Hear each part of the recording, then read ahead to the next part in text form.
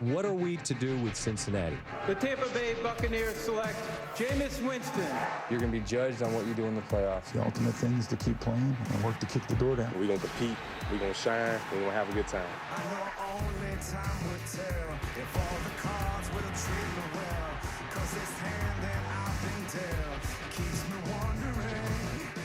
Starting over once again, this is where it all begins. Tell me who can really say what will tomorrow bring. I feel like waking up. I've had this dream before. I take these footsteps, go higher, go higher. It is a steamy summer night here in Tampa, Florida, and for the Bucs fans, it's their first chance in person to see their new number one, their number 3, Jameis Winston, the quarterback, as the Bucs and the Cincinnati Bengals wrap up week 2 of the preseason. Hi, everyone. Mike Tirico, along with John Gruden, who's won a game or 2 in these parts. Lisa Salters will join us in a second. 1976, this franchise was founded. It's been almost a perpetual search for that franchise quarterback. Now in steps Jameis Winston, number 1 overall pick from Florida State, and there is hope around the Bucs, John. Well, one of the reasons I got fired here is I couldn't find a franchise quarterback. But Tampa Bay feels like they found their man. Jameis Winston has come in here and energized this Buccaneer football team. He's talented. He's confident. He's got a good football intelligence, and they have surrounded him with 2 excellent wide receivers, Vincent Jackson, Mike Evans. They're both 6'5" targets that can go get it. Both of them had over 1,000 yards last season. But I think if Jameis Winston and the Bucs want to get off to a good start, they have got to run the ball better, and they've got to block a whole lot better. Those are the 2 areas they struggled the most at last year. Their coach would love that. That coach is Lovie Smith, standing by live with Lisa Salters. Thank you, Mike. Lovie, after an up-and-down performance in his first preseason game, what kind of improvement are you looking to see out of Jameis Winston tonight? Well, just with its entire game, we thought he did some good things. Whenever you turn the ball over, it's not a good thing, but he's worked on that this week, and hopefully that won't happen tonight. What has he shown you so far that lets you know that he is ready to handle everything that comes along with being an NFL franchise quarterback? What he's done is he's handled everything we've given him so far, Lisa, and that's about all you can ask right now, from moving into the leadership roles to making plays when he has to, becoming one of the teammates. So we're excited about where he is right now. Thanks for your time. Good luck tonight. Have a great season. Mike. All right, Lisa, let's go to the other side. If I asked you to name 4 teams that have been to the playoffs the last 4 years, you'd get New England, you'd get Seattle, you'd probably get Green Bay. Most folks wouldn't get Cincinnati. John, they've won 40 games in the last 4 years, but they haven't won a big one. They have not won a playoff game. Good news for the Bengals, the band is back together to try to do that this year. Well, I think continuity is a big reason why they are where they are. I mean, they are a good team because they've kept this band together, but pressure is mounting for the Bengals to become a great team. And it all starts with their quarterback, Andy Dalton. He's been a good quarterback for 4 years. He's been to the Pro Bowl twice, but he's got to play a lot better in the postseason, and he's not alone. Wide receiver A.J. Green has had 4 really good seasons, but his numbers are way down in the postseason. And the Bengals have got to rush the passer better in the postseason and in the regular season, and it starts and ends with Geno Atkins. If I were with the Bengals, I wouldn't worry about winning 1 playoff game. I'd worry about getting into the playoffs and winning them all. Wow. This is a talented team that's got to put it all together this year. All right, we'll get to see them and the Bucs here coming up. Marvin Lewis's team, full of promise. We'll see Act 2 of their preseason coming up in Tampa next on ESPN.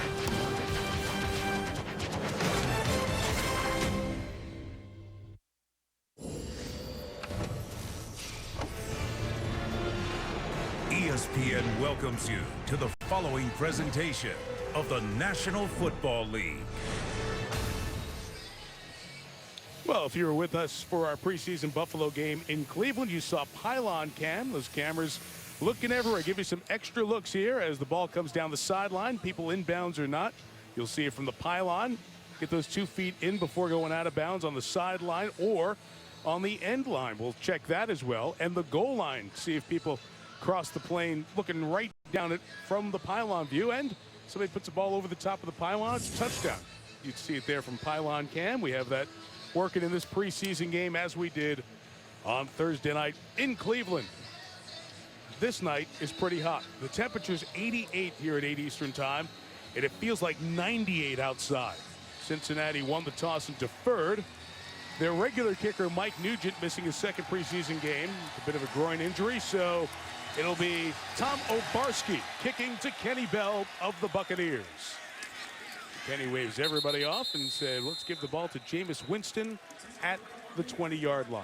So Winston comes out. He played the first half of that preseason game in Minneapolis a week ago Saturday. 8 drives. They scored a couple of times. And, John, you went back and watched the film. For the folks who weren't with us on Monday Night Countdown, what are the things you saw from Winston in that game? I thought he saw the field well. They put him in the no-huddle offense. They gave him the freedom to audible and change plays at the line of scrimmage. The communication was good. He's got to settle down early in games. It was a problem at Florida State. It was a problem last week against the Vikings. Ready. Blue ready. The first play is a Buccaneer in this stadium. And Winston will check it down and complete it to his running back, Doug Martin. Martin takes it near the 29-yard line. Gain of 9. And, Mike, this defense that Cincinnati runs is going to force you to be patient at times. That time, Winston did a nice job getting through his progression, getting to his second receiver coming out of the backfield. And that's what you want to see Jameis Winston do. Show some patience. When he gets a chance to push it, push it.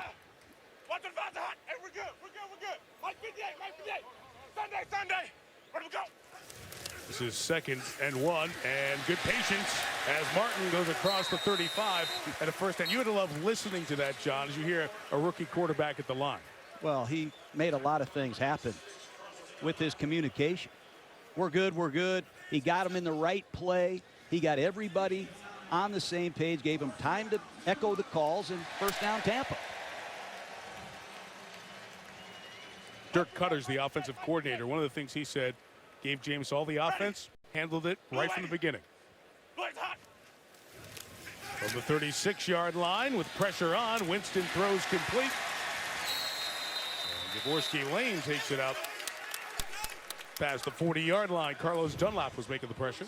And Cincinnati has got to get a pass rush. Left tackle, Donovan Smith, a rookie out of Penn State, doing an excellent job against Wallace Gilberry. And if Tampa Bay can pass protect, Jameis Winston is going to complete a lot of passes.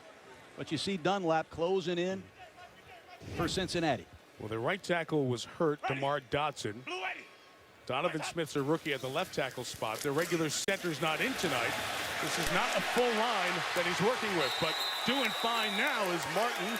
Takes it into Bengal territory down to the 43-yard line before being hit by Reggie Nelson.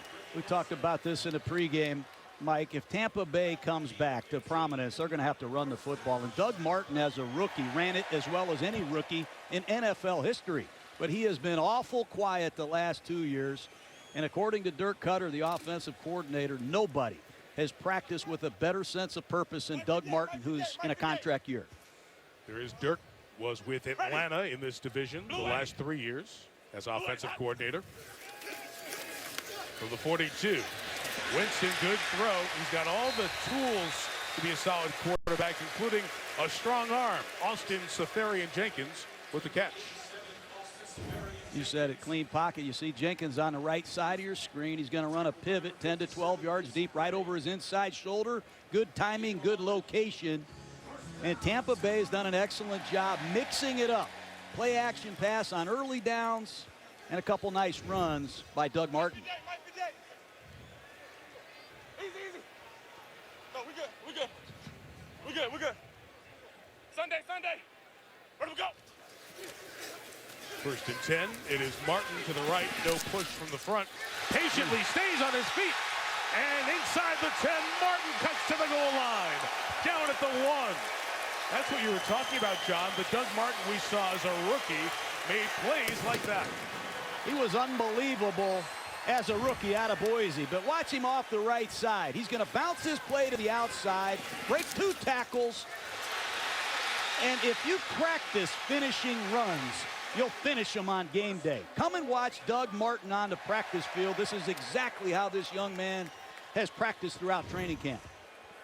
30 on that carry. Lovie Smith said it's been his best practice player this year in this training camp. Terrific opening drive. Martin tries to finish it off. And in the pile, he's about a half-yard short. This is one of the few goal line formations I've seen where the offense uses big personnel. So many times you see wide receivers spread out, Mike. I'm shocked that Vincent Jackson, Mike Evans aren't in the ball game in this situation. But Tampa Bay is going to try to get this running game going. What better place to do that than by running it repeatedly on the 1-yard line? No receivers, fullback, 3 tight ends, tripping as he pulls out of there. Winston gets to the pylon and is in for the touchdown. How about that for your first drive at home as a Tampa Bay Buccaneer quarterback? He takes this offense right down the field. It's a goal line boot.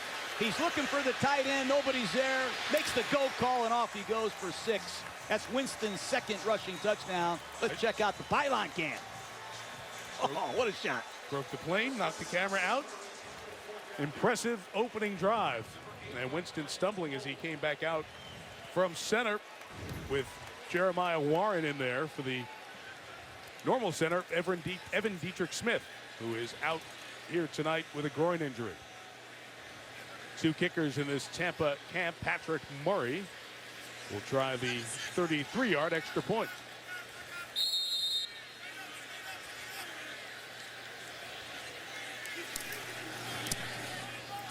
Low snap, but put down nicely by Michael Kanan. And what a great drive. 8 plays, 80 yards, 4 minutes and 6 seconds. The #1 overall pick. Welcome to your new home. Good to be back in Tampa.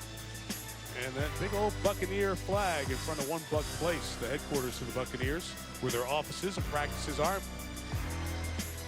Right across the way, Raymond James Stadium, where Jameis Winston will call home, and fans got to see a very impressive first home drive. 8 plays and 80 yards to put the Buccaneers on top. Michael Kanan, who is the punter for this team, and he's also in a battle for his job, will kick it off. Bengals have several good returners. Adam Jones was an all-pro returner. Brandon Tate is back for this kick, which is not a good one. Come up and get it at the 1. And Tate works the sideline to the 24-yard line, where he is brought down by DJ Swearinger. Andy Dalton has been in the NFL 4 years. He's won 40 games. He's been to the playoffs every year, and he's done many, many good things. Last year, his supporting cast was not healthy as the season went on. They still got 10 wins out of it. But again, it's that playoff story for so many folks. Everything we've heard from Cincinnati and from the Bengals we talked to last night is it's leadership time for Andy Dalton. More vocal as this training camp has gone on. This is clearly his team now. Drive started at 24. And where else does he go? A.J. Green, gain of 15 out of bounds on the first down.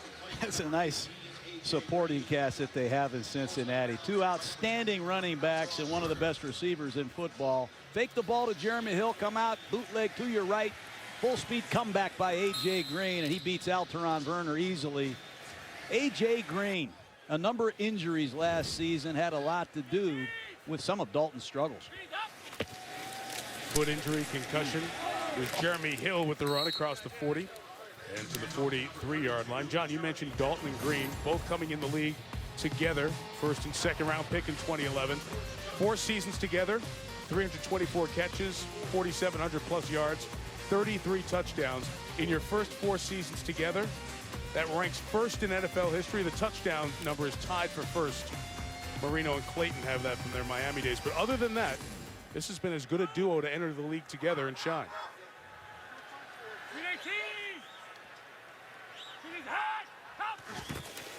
Dalton 2nd and 6. The big back Jeremy Hill to the left. That's a gain of about a yard. George Johnson over there on the stop. You love the 1-2 combo they have in the backfield, starting with this big man. Gonna have to come up with a nickname, Thunder and Lightning. And this kid Hill brings thunder. He makes more yardage after contact than most backs in the NFL. And he wears defenses down. And when he wears them down, they bring in Giovanni Bernard, who I refer to as Lightning, and man, is he quick. And then on third down, when they spread, they use Rex Burkhead, now in his third year out of Nebraska, in the slot. Buccaneers show pressure and back out. Dalton chased from the pocket. A flag is down, likely for a hold as Dalton smartly goes down with minimal gain. That is Quan Alexander who made the stop. He's the rookie middle linebacker who's going to be a starter here in Tampa. We'll talk about him as the night goes on. Holding. Offense, number 73. Penalty is declined. Result of the play is 4th down. Got Eric Winston. Winston is holding Larry English. Right side of your screen. Number 57 for Tampa Bay is Larry English. And easy call. Rookie Kalen Clay, they're watching him. Had some good exciting returns at Utah. Punt is away, and Clay's going to let it go. It'll be a 57-yard punt with 37 of net, as it was kicked by veteran Kevin Huber.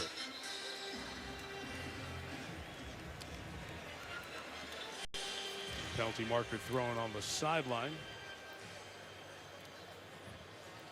And as per usual, as you've been watching these preseason games, most special teams plays yield a flag.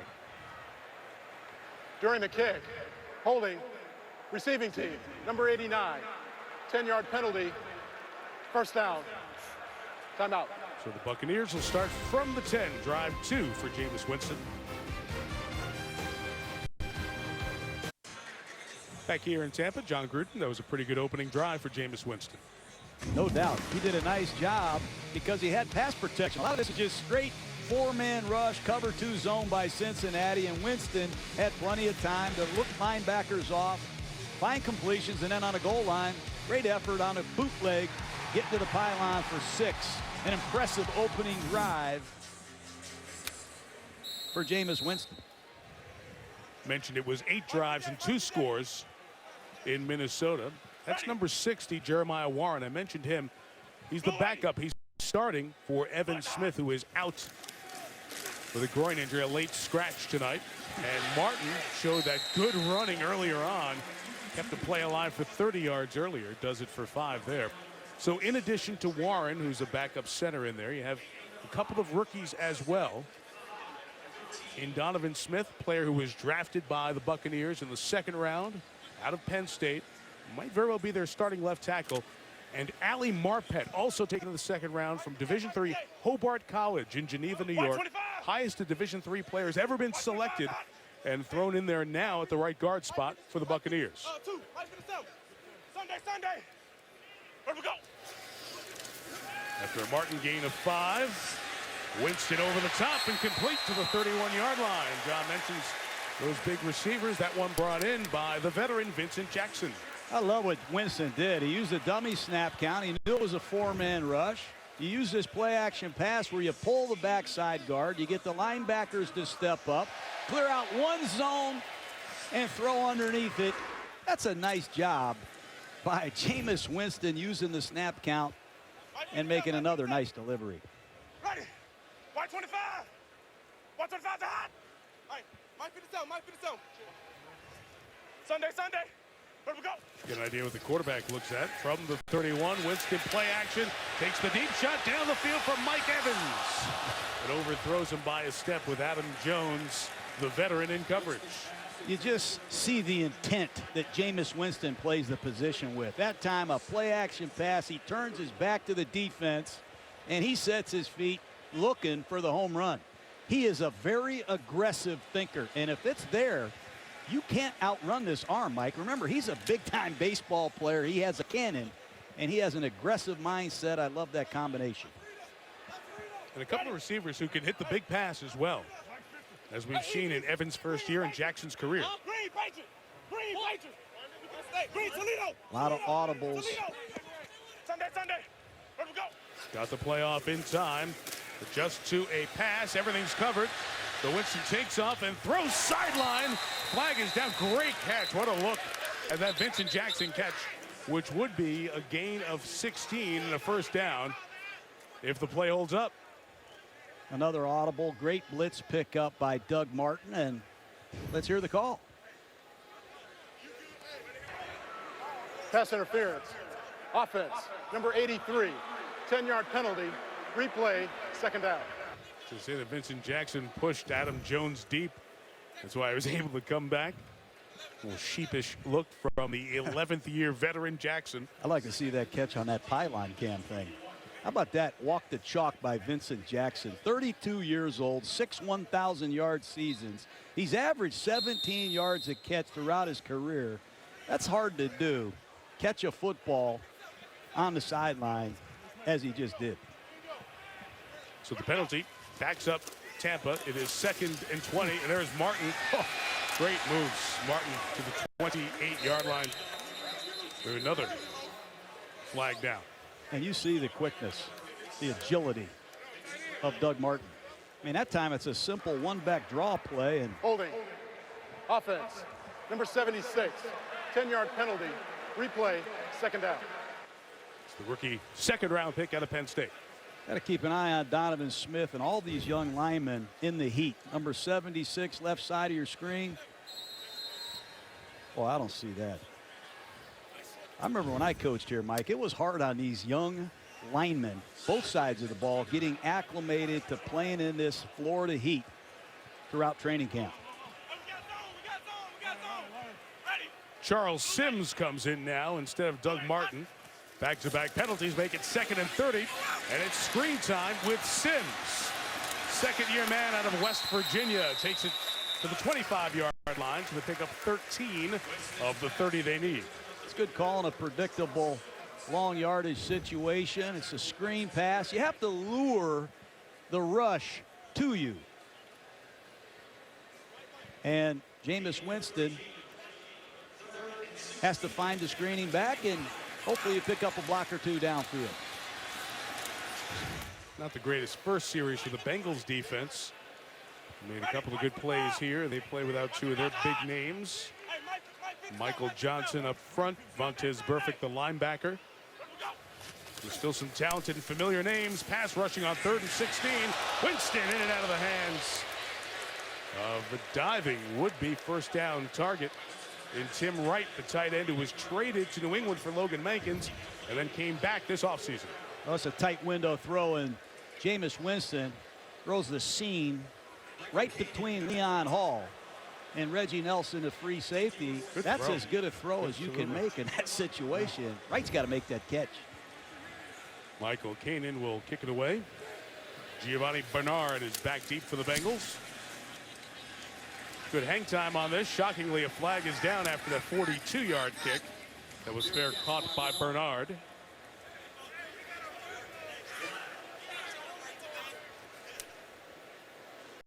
We'll check out the flag. During the kick, holding, return team, number 26, 10 yards from the spot of the foul. Cincinnati's ball, first down, timeout. It's Josh Shaw, the rookie out of Southern California. He was one of the gunners and got caught holding. Bengal ball in a minute. See how Jameis Winston fared in his second game under center and stay updated on all of the pennant races. Sports Center after Monday Night Football, tonight at 11 p.m. on ESPN. When you have a rookie quarterback on offense, everybody knows. Rookie quarterback on defense is an issue to deal with as well. Quan Alexander, 4th-round pick, thrown in that spot now, John. I really like what he did last week. He's got a nose for the football. He's quick, vision on the quarterback, no yardage after the catch, and he was the fastest middle linebacker in the draft. Watch his sideline pursuit, Mike. Fire! I like the way this kid plays, and his middle linebacker coach is Hardy Nickerson, a former Tampa great. First down for Andy Dalton from the 22. A sideline throw is incomplete. You can see from that shot timing just a step off as Mohamed Sanu came out of the break. But you look at Alexander. For him to be able to stand in front of his teammates, get the call from Nickerson on the sidelines, echo it, and then communicate the adjustments, the alerts. Hard to do for any rookie at any level of football, especially where the big boys play.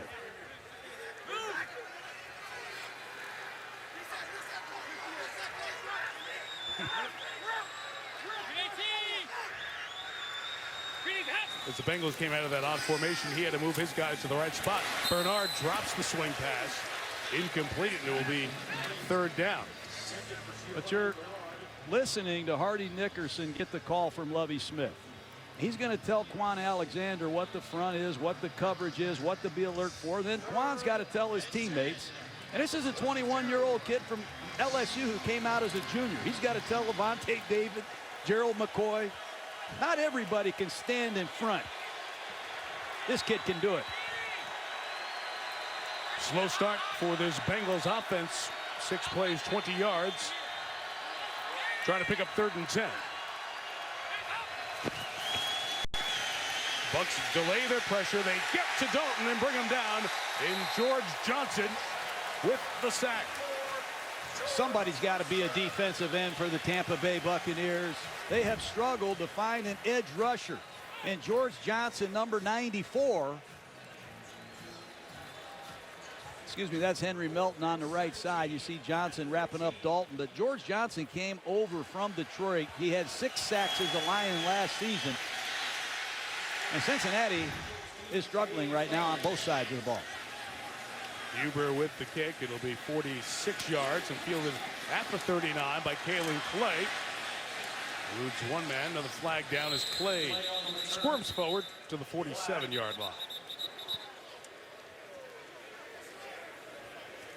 It's a Tampa defense that did not get a lot of production. They signed Michael Johnson in free agency last year. The former Bengals waived. Now he's back as a defensive teammate for Andy Dalton. And it's been a slow start for Cincinnati on this offensive side tonight.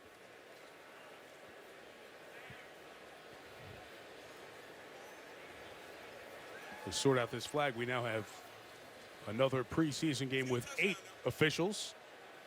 It'll be 7 in the regular season. They are using an 8th as an experiment to see how it works throughout the first couple of weeks of the preseason in several games. That's something you're going to see in all college football at the FBS level this year. 8 officials in the game. And we got Jerry Austin up here. We got enough officials to get a call here. Too shy of fielding a team, right? There were 3 fouls on the play, all by the return team. During the return, holding by the return team, number 29. That penalty is declined. Holding by the return team, number 26. That penalty is also declined. Illegal block in the back during the kick by number 49 of the return team. That penalty is accepted. 10 yards from the spot of the foul. Tampa Bay's ball, 1st down. Timeout. Ron Torbert had the 3 officials who called those flags. My goodness. Help me out with the numbers, will you, boys? Numbers pretty good for Jameis Winston in the first 2 drives. We'll see number 3 for drive 3 after this. Bucs and the Bengals joining the NFL, celebrating USA Football Month. Youth football celebrated. Great participation at many levels, recognizing over 1 million middle and high school athletes. You know where the camera is, too, by the way. Heads Up Football, we've seen over 250,000 register for that. NFL, all 32 clubs celebrating youth football. Visit playfootball.com to learn more. Winston taking over from the 29-yard line, and Sims back at it. A nice cut by Sims. And Charles gains 8 yards. We have another penalty marker down back where the blocking was happening. Flag every play, Mike. Holding. Offense, number 87. 10-yard penalty. Replay. 1st down. Tight end Austin Safarian Jenkins. John, that's Paul Gunther. He replaced Mike Zimmer when Zim went to Minnesota to be the head coach. 2nd year with the Bengals calling the defense. And it was not a full deck that he was dealing with last year as they lost a couple of big names to injury. Exactly, and it's not a full deck right now. They're missing their best player on defense, Vontez Burfict, their star middle linebacker. 1st and 20. Winston throws to the 3rd receiver on this team, Lewis Murphy, who gets about 7 of the penalty yards back. So you have to fill in some places with some new faces because of the Burfict injury. We don't know when he's going to be back. The start of the season, or maybe a month into the season, and there's one of them. A.J. Hawk, entire career as a Packer, comes back to Ohio, where he's from, and now plays for the Bengals. All-time leading Packer tackler, A.J. Hawk, after 9 years, brings some leadership and some playmaking at the linebacker position. 2nd and 12. Winston shows off that arm for Evans, and Drake Kirkpatrick step for step. Two pretty good athletes. 6'2" is Kirkpatrick, keeping up with the 6'5" Evans. Ray Kirkpatrick last year on Monday Night Football got Peyton Manning twice, and since then he's earned the starting left corner job of the Cincinnati Bengals. That's the blind spot right there, Mike. You're playing tight man-to-man coverage. You got to flip your head late in the down and find the ball. That's a big-time play by the former first-rounder from Alabama. 24, bottom of your screen, Adam Jones starts at one corner. Kirkpatrick, 27 at the other. Leon Hall, the nickel in there, number 29. Third down, Winston throws, too tall for Murphy. There's Kirkpatrick in there on that coverage. That's a much better defensive series for this Cincinnati team. Well, they didn't play a base vanilla defense either. That's the first time they ran that double-A blitz package between the center and the guard. There's two linebackers, and sometimes they blitz, sometimes they bluff.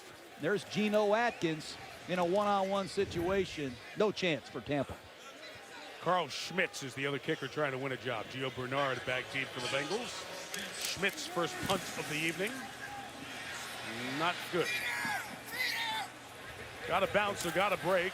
Of course, we have a flag. And a 45-yard kick is not returned.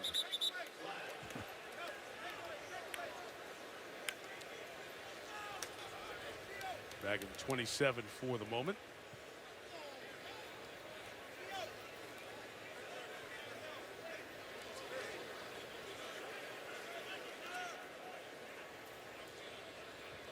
Ron Tolbert's going to have a sore arm after this game, throwing all these flags. Well, he's getting more TV time than you tonight, so that's a good thing. I don't know, the 8 officials in the huddle. We got Jerry looking over my shoulder. We'll get an explanation. So often in the preseason, so many flags on special teams. These units don't work together as often. Illegal touching of the kick by the kicking team, number 29, was blocked out of bounds and came back in, was the first to touch the kick. That penalty is declined. It'll be Cincinnati's ball at the spot of first touching. First down, timeout. Since it hit his foot, it's not all the way back to the 25 where it ended up. All right, 3 weeks from now, it's for real. We'll recap everything that happened on Sunday with Monday Night Countdown, and then the doubleheader capper of Week 1, Eagles and Falcons in Atlanta, the Vikings and 49ers out in Santa Clara. We'll wrap it up with a couple of NFC games to put Week 1 in the books 3 weeks from tonight. 2 weeks from tonight, Ohio State plays Virginia Tech. A week from tonight, the U.S. Open begins. So your Monday nights are spoken for the next 19 weeks. First down for Andy Dalton. He'll hand to Jeremy Hill, and it's good surge by that Tampa defense. Clinton McDonald, one of the men over there. Love watching this Ryan Hewitt, number 89, as a lead back for Jeremy Hill. You're going to see some collisions between Hewitt and these Buccaneer linebackers. Hewitt is a second-year man out of Stanford. Sometimes he lines up as the fullback. Now he's lining up over here as the tight end. Right next to him is their third-round pick out of Rutgers, tight end Tyler Croft, 71. Play action by Dalton. You see the pocket collapse as he is thrown down. Penalty marker in the middle of it, but Larry English gets to the quarterback again. With help from McCoy, and Zeitler and Eric Winston are no match for these Buccaneers. Illegal use of hands to the face. Offense, number 61.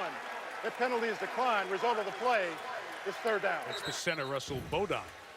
Take a look at it. There's McCoy on your right side of the screen. English is outside of him, and Kevin Zeitler, the right guard, number 68, allows penetration. And there's that Pantman TE stunt. The tackle goes first, the end wraps underneath, and Cincinnati once again way behind in the down and distance, Mike. Bengals first team offense has run 9 plays, only netted 6 yards. From the 32, it's a 4-man rush that gets to Dalton again. Gerald McCoy, who caused the attention earlier, gets the stat and the sack, the third of this opening quarter. Well, that's the real McCoy. You know, last week against Minnesota, I didn't like the way McCoy played. This time he is off to the races. And once again, Zeitler at right guard, number 68. No match for Gerald McCoy. And that's not good enough by Cincinnati. You see number 94, George Johnson, once again in the mix for Tampa. 50-yard kick by Hubert. Here comes the rookie Clay. Kalen Clay brought down to the 42-yard line by Burkhead for the Bengals. Rex Burkhead the tackle, 16 on the return. This Gerald McCoy, last week against Minnesota, I was disappointed. I have such high expectations for this young man. I think he can be one of the best to play the position. He's a great pass rusher. He has energy. But last week against the Vikings, early in the game, he jumped off sides. Disappointing.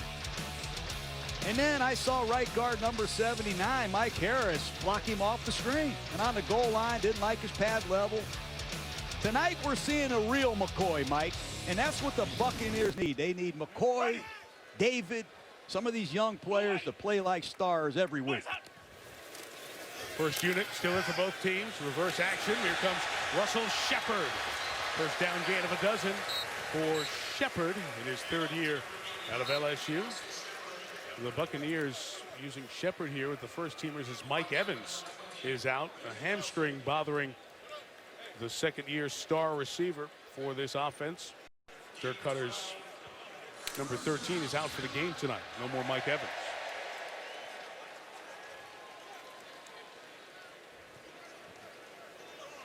Mike P.J. Ready. Blue 80. Blitz hot. Back in Bengal territory, Doug Martin to the right. Fullback Javorsky Lane leading the way. John, you mentioned the style of running from Martin in his fourth year out of Boise State. Legs constantly churning. He got so many extra yards after contact in that rookie season. And that's the guy who was missing, but who we've seen in this first quarter. And he can catch the football, Mike. He's an all-purpose back. Tampa Bay doing a much better job staying with the run. Last year, the Bucs fell so far behind in the first quarter, they had to get away from the run. And I'm sure Dirk Cutter, who's not known for running the ball the last couple of years in Atlanta, is enjoying handing the ball off. Two receivers to his left, one to his right. Winston got hit up in the face. That should be a flag. Winston brought down and sacked by Carlos Dunlap. But as you saw it from the camera right over the quarterback, Dunlap got him with the hands up by the face. And that could cost the Bengals a first down. Well, they're going to have to get Reed Fragel some help. Reed Fragel is not going to block Carlos Dunlap one-on-one.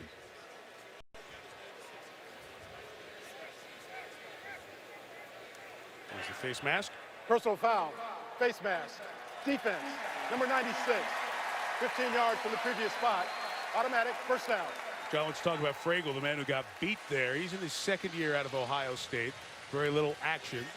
The right tackle spot is going to be a work in progress. DeMar Dotson got injured in that Minnesota game. He's out into the regular season. They signed the veteran, Goster Charles, drafted by Detroit last 2 years in Indianapolis. He just got here early this week. That's why Fragel's in there starting right now. And if you look in that huddle, you see Logan Mankins, the ex-New England Patriot, playing with all these young players. He's probably wondering, how did I get here? What a leader he is, and he is critical for this young Tampa Bay Buccaneer offensive line to come together. What a leader he's been. Good quarter for the Bucs, not as good for the Bengals, but the first time these fans have gotten to see the Buccaneers in 2015 at home. Pretty good start. 137 yards and a 7-0 lead on Monday Night Football. Back here, the west coast of Florida, in Tampa, Mike Tirico, John Gruden, and Lisa Salters. 7-0 Buccaneers as these teams each play their second preseason game. Bucs lost in Minnesota by 10. Bengals look very crisp and sharp in beating the Giants at home 23-10. Their defense looked very good in that first game, but saw Tampa average pretty solid at 7.5 yards per play in that opening quarter. So the first team in there both ways for the most part.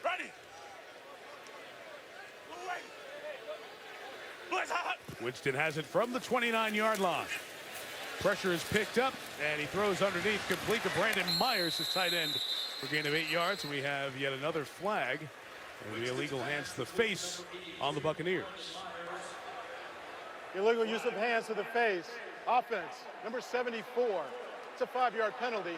Replay, first out. It's a 10-yard penalty, not 5, so back him up farther for Winston. I think you know the background. Jameis was so much in the headlines for on and off the field at Florida State. The off-the-field stuff very significant. Shoplifting, acting out in the student union, sexual assault allegations where there were no charges filed. But he is still facing a civil lawsuit. His side has countersued. That is pending and seemingly well down the road until that is finally adjudicated. But he's been in the headlines with the off the field, and the Buccaneers had to go through their due diligence to be comfortable that he could be the face of the franchise. The football stuff they got around real quick and were impressed, like that rocket arm and that pass to Russell Shepard for the first down of the 17. Another beautiful seam pass protection, outstanding, and you can't throw the ball much better than that. Right down the seam off the reroute. Ball's thrown on time and accurate, where he can catch it and protect himself. I really like what I've seen so far from young Jameis Winston. 6 of 10, 65 yards. These penalties, Tampa Bay had more offensive penalties than any team last year. Offense, number 70, 5-yard penalty, still first down. That's the veteran Mankins. That's 7 penalties on the Buccaneers offense tonight. Last year they led the NFL in offensive penalties. It's the preseason. You have a lot of backups playing. You have a rookie quarterback, but Lovie Smith can't be pleased with that.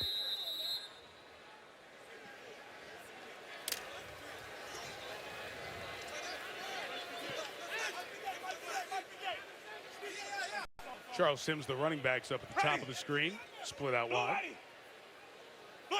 Speedy Bobby Rainey's the back. Winston stumbles, falls, and now gets brought down to the ground. Geno Atkins and Wallace Gilbert bring him down. They told us Geno Atkins was coming alive, and that's the 3rd time he's been in Jameis Winston's face. Let's see if the young quarterback is all right. He got thrown down pretty hard there. That was a jailbreak there. Geno beat Ali Marpet with ease with a speed rush. Let's see if Jameis got stepped on here. That right ankle.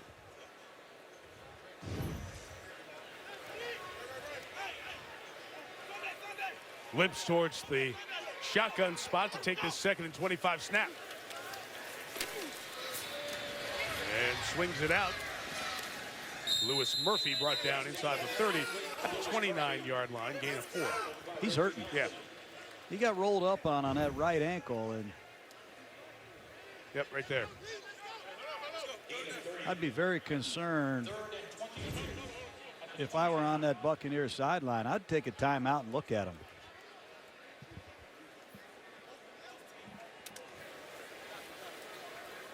Lovie Smith's coached a whole bunch in this league. 9 years in Chicago, the year here. I'm sure he's got similar thoughts to what you just said there, John. Here comes Cincinnati with a blitz. They know he's hurting. 3rd and 22. Blitz comes delayed from the secondary. Winston gets rid of it, and it's incomplete. It's what you do when you're a defensive coach. You see a quarterback that's limping around, blitz him. Right off your left side of the screen, you're going to see a free safety blitz. There's that double-A pressure package we talked to you about. And Josh Shaw, the rookie. Tampa's got a lot of work to do picking up some of these blitzes. Offense, number 3, loss of down at the spot of the foul. It's 4th down. I hesitated on that for a second as they were pointing to a spot. One of the officials pointing to where the ball was thrown. I thought he was pointing to an intended receiver, but Dirk Cutter's going to make sure that the athletic training staff gets a look at Winston as he comes over to the Tampa sideline. Penalties, offensive penalties, killing Tampa Bay tonight. And when you fall behind in the down and distance, you're going to have to deal with some nasty blitzes. And too bad if you're a Tampa fan. Yeah, they had 1st and 10 at the 18, go out of field goal range. And this punt will be downed inside the 1-yard line. was important in a kicking competition. Michael Caney kicked it. Kenny Bell kept it alive. And the concern on the Bucs side is Winston's health. Over in historic Ybor City, they've been making cigars since the early 1880s. It's Habanero cigars where that tradition continues. Lisa's going to keep an eye on the sideline on Jameis Winston right now. No medical personnel, just the quarterback crew, along with offensive coordinator Dirk Cutter, sitting around Winston. Andy Dalton, first-team Bengals offense, try to get going.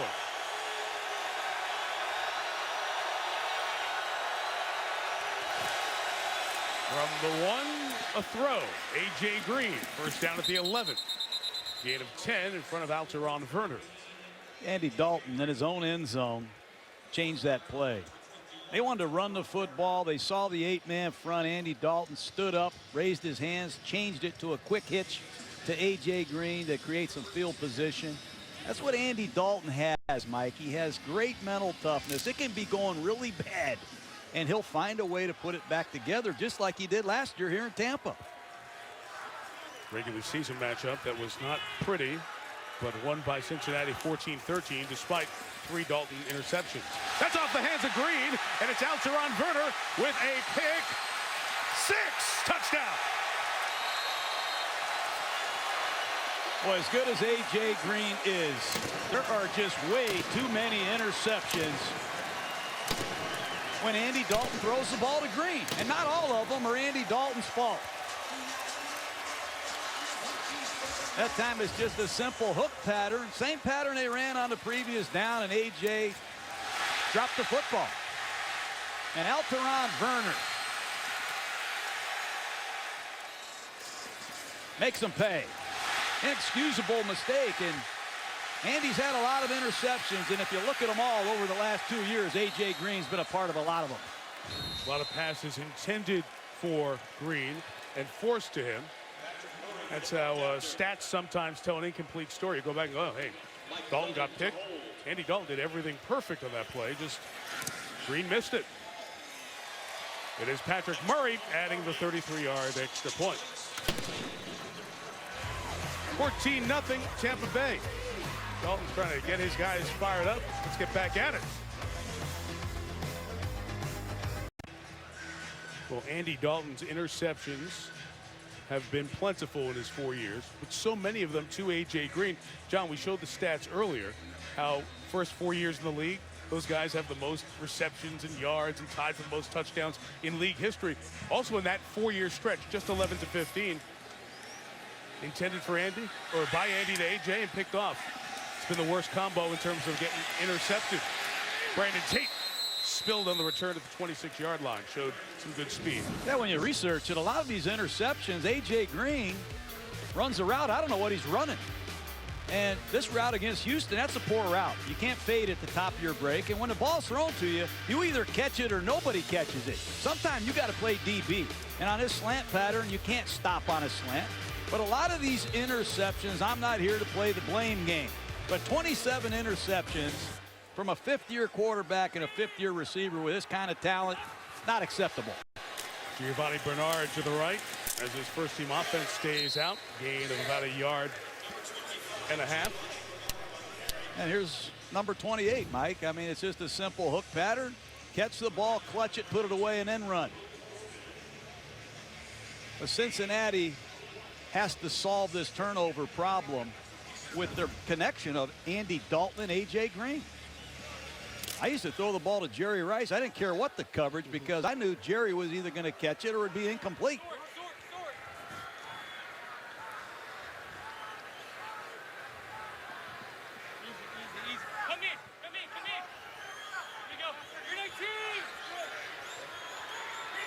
Second and 9. Dalton saw something in the Bucs secondary that he wanted to change. He ends up getting the relief valve, and Hill, the running back, was pulled down by that rookie, Quan Alexander. Gain of a couple of yards. John, I want to go back to the Cincinnati story with Dalton because Bengal fans pin the losses in the playoffs on Dalton. They talk about the stats in the playoffs. Those 4 games, 1 touchdown, 6 interceptions. But you made the point throughout the week as we got ready for this. You can't pin their playoff failures just on number 14. Not just on 14. And A.J. Green's numbers are down. The offensive line hasn't played good. Their defense hasn't created any sacks. The Bengals got to do it together. And it all starts with Dalton. Let's not kid ourselves. This is 3rd and 7. Dalton down the seam, too tall. That's hit. Intercepted by Bradley McDougal. And McDougal's on the run. Out of bounds at the 11-yard line. Lovie Smith has got to love this. His defenses are known for creating turnovers. 34 turnovers a year. He's on a mission in Tampa to get that done here. It's a seam route to Eifert. Ball's going to be intercepted by McDougal. Poorly thrown football, but good coverage. And watch Tampa Bay after the ball is thrown. There's 3 or 4 outstanding blocks. Lovie Smith, it's a winning edge for his style of football. Get turnovers or you can't play here. Winston is out. Mike Glennon is in. The plan was for Winston to play the entire first half. The injury likely bringing him in. And there, Devin Still pulls down Charles Sims, the back. And we got some unhappy folks.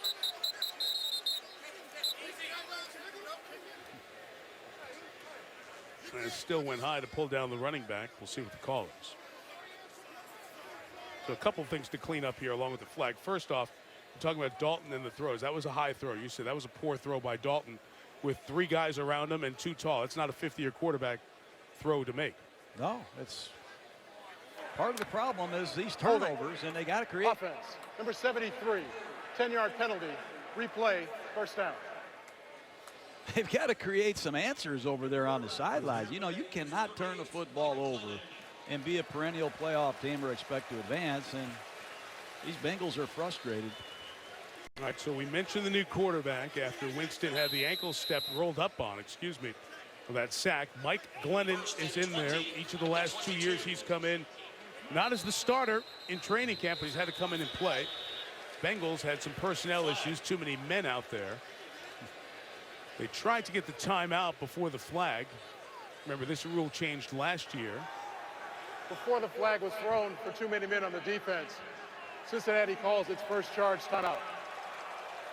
Last year they adjusted that rule if the snap was imminent. There was going to be a penalty one way or the other, but they rule if they get the timeout there, so it'll be 1st and 20. And on both sides here, issues with the quarterbacks. Let's go back to the Tampa story.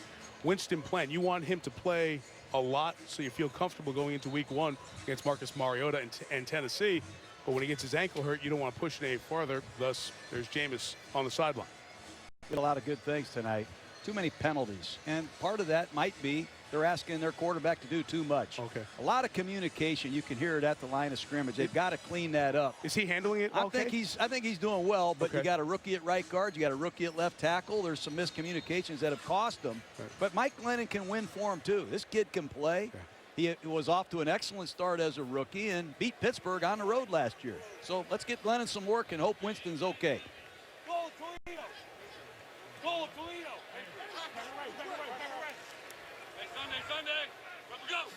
Glennon gets an opportunity with the first string.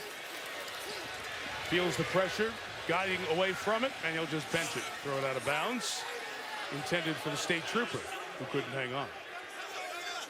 Oh, John, Glennon, you go back to North Carolina State days. Remember, he was the quarterback when Russell Wilson was there. Wilson played the first couple of years, and then Tom O'Brien and the coaching staff there, they were trying to decide what they were going to do. Glennon was the guy who was committed full-time as Wilson was doing baseball and football, so they decided Glennon was going to be the quarterback.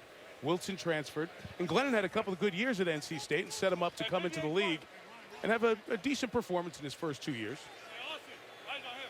And he's a very good deep ball passer, Mike. Statistics will prove that. Charles Sims, the back, in for protection from the 22. There's a shot towards the end zone, a lot of hand fighting, and it's incomplete as Lewis Murphy battled Adam Jones. It's a big part of this offense in Tampa Bay. Throw the ball down the field and let our big receivers go get it. Here's Murphy on a double move. Pac-Man Jones does a nice job seeing it. I think it's a good no call. Thank goodness we didn't get any type of flag there, but When you have Mike Evans, who's 6'5", Vincent Jackson, who's 6'5", Murphy's a big receiver. He's their small guy at 6'2". At one-on-one situations, you tell your quarterback, give these men a chance to make a big play. Are we ganging it? Gang it? Gang, gang, gang, gang. Sunday, Sunday. 3rd and 20. Still 7 on the play clock. All-out blitz. Experienced Glennon saw it, read it, took his shot downfield, made it all work. That is a beautiful play that ends in a Russell Shepard touchdown. A+ for the quarterback on that one. A+ indeed. I know a lot of people in this league that would love to have Mike Glennon. It's a zero coverage blitz under serious fire from Geno Atkins. How about that throw? That's big time. The audible, the throw, puts an exclamation point on this first half for Tampa. 21-0. Assuming this 33-yard extra point goes through, Mike. There's Jameis Winston on the sideline, pumped up for the man backing him up, Glennon. Patrick Murray. No good. He missed it to the left. It's not automatic. As you know, we've been talking about it. 3% less the opportunities to make the extra point further back. That was the 5th missed extra point as they've been pushed back. Essentially the equal of 33-yard field goals. The man who missed it, Murray, was supposed to kick off. He missed the extra point. He's not very happy because he's not going to kick off now. He was a little disappointed. Let's watch that miss. Kanan holding. Everything in the operation looked fine. It just goes off to the left. There's been a lot of conversation about moving the extra point back so it's not a 99% conversion rate as it has been when you saw the numbers from earlier. Hard to make a concrete observation on what this means in the preseason because you have some kickers missing these extra points who might not be the kicker as the year goes on. John, we spoke to Marvin Lewis, the Bengals coach, about this last night. He's on the competition committee. Although he brought up a unique point. He was against this simply because in the AFC North where they play, Cincy and Baltimore and Pittsburgh and Cincinnati, in December, it's tough to make a 33-yarder in the wind. He wanted to keep it where it was. So do I. I don't like changing all these things. You know, I think it ruins the rhythm of a game. It's not an automatic just because it's 99%. But isn't that good? So is a shotgun snap. What are we going to let the quarterback have the ball back here ready to throw? You know, guys miss 2-foot putts. I've seen guys miss dunks. I just like the rhythm of the game the way it was. I don't need a lot of craziness after a touchdown. Dalton intercepted last 2 drives, overthrows his intended receiver, Jeremy Hill, that time. It's incomplete.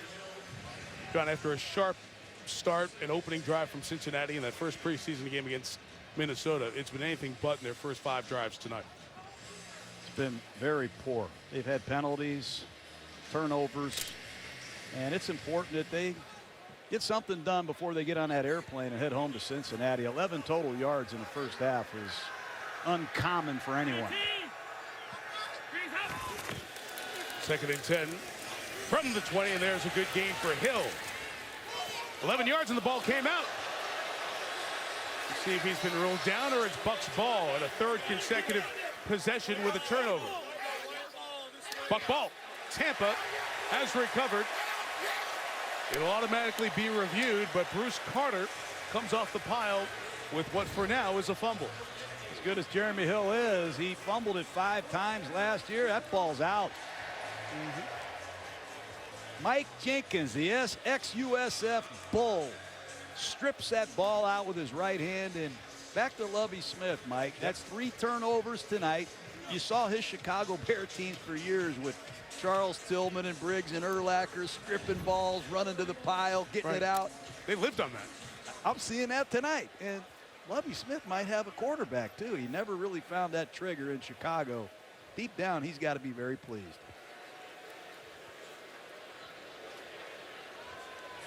They just wait for confirmation that in review, the replay confirmed the turnover forced by Jenkins and acquired by Carter.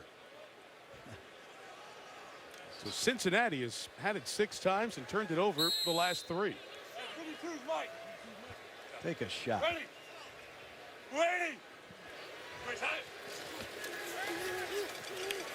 Glennon thinking that it was covered. It's dropped by Charles Sims. We mentioned Glennon's in.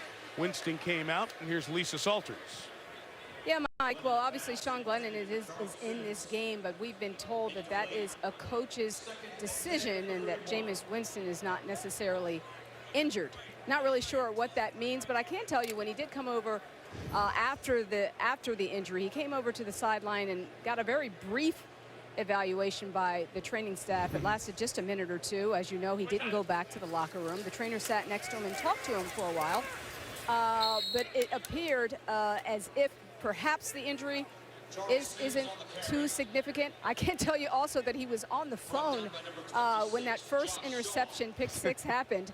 And Mike, he didn't look injured then. He threw that telephone down and went running over with the rest of his teammates to celebrate. I think someone actually went over to him and said, hey, don't forget your ankle. But he was very excited, and that's one of the things that his teammates like about him, is that he just seems to be a team guy, happy for everyone's success, and he certainly showed it during that pick 6, even though he was on the sideline with that bad ankle. All right, Lise, thank you. Movement detected right away. That's why the defensive linemen come in. False start. Offense, number 73, 5-yard penalty. It's still 3rd down. A couple of flags on Kadeem Edwards, and the Buccaneers have way too many penalties for the first quarter and a half for Lovie Smith's liking. So, John, a coach's decision could also mean, you know what, you're medically cleared, you're okay, but why are we going to throw you back in here in preseason game 2 if your ankle's not 100%? Yeah, they got a big game next week. Preseason game number 3 against Cleveland. Get him ready for that one. Make sure he's okay.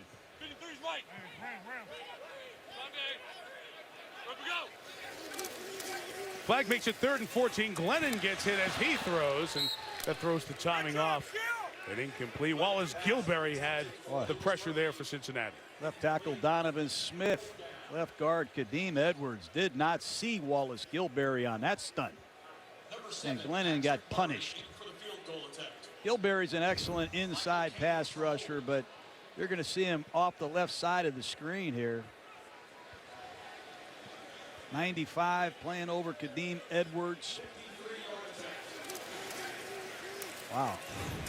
Well, Murray missed the extra point earlier. Patrick will get the opportunity for a 53-yard field goal. And he made that one. Murray was a little unhappy before after the missed extra point. A little redemption from 53 there.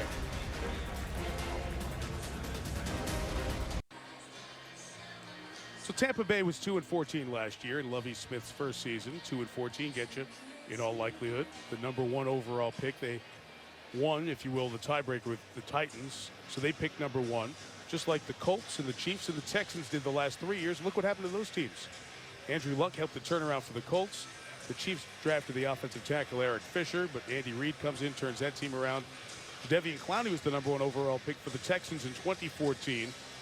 Bill O'Brien had a strong first season, and we'll see what happens this year with #1 overall pick Jameis Winston as the Buccaneers try to turn around a season. John, when you look back at last year's 2-14 and study it, they weren't awful. They were close in a whole bunch of those games. It could have been a very different record with 3 or 4 plays at the end of those games. But you are what your record says you are. And 2-14 is not good. They were 0-8 in this stadium. First time they haven't won a home game since 1976. That's the year Buccaneer football started. You're right, though. They should be better. They've got to finish games with authority. They blew all those fourth quarter leads, and what a great start for them here tonight. Speech to Mario Alford wanted to bring that one out from 9 deep, and he brought it 25 yards. Andy Dalton didn't think he was going to be a 7-drive preseason #2. Well, there's been some decent things. He sees the 8-man front. They're backed up. He raises his hands, changes the play. He knows he's got one-on-one coverage with A.J. Green. Does an excellent job coming out of the fake for the first down. And then a poor throw on the interception. Look at the back checking down right over the ball. Got to tone down his aggressiveness in some obvious situations. The turnovers must be cleaned up. Giovanni Bernard, the back, It's across the middle of Tyler Eifert, a long way towards the projections of a successful Bengals season involve the health of that tight end out of Notre Dame. A lot of skilled players hurt last year. A.J. Green, Eifert, Marvin Jones caught 10 touchdown passes 2 years ago. I have not seen Marvin Jones do much since.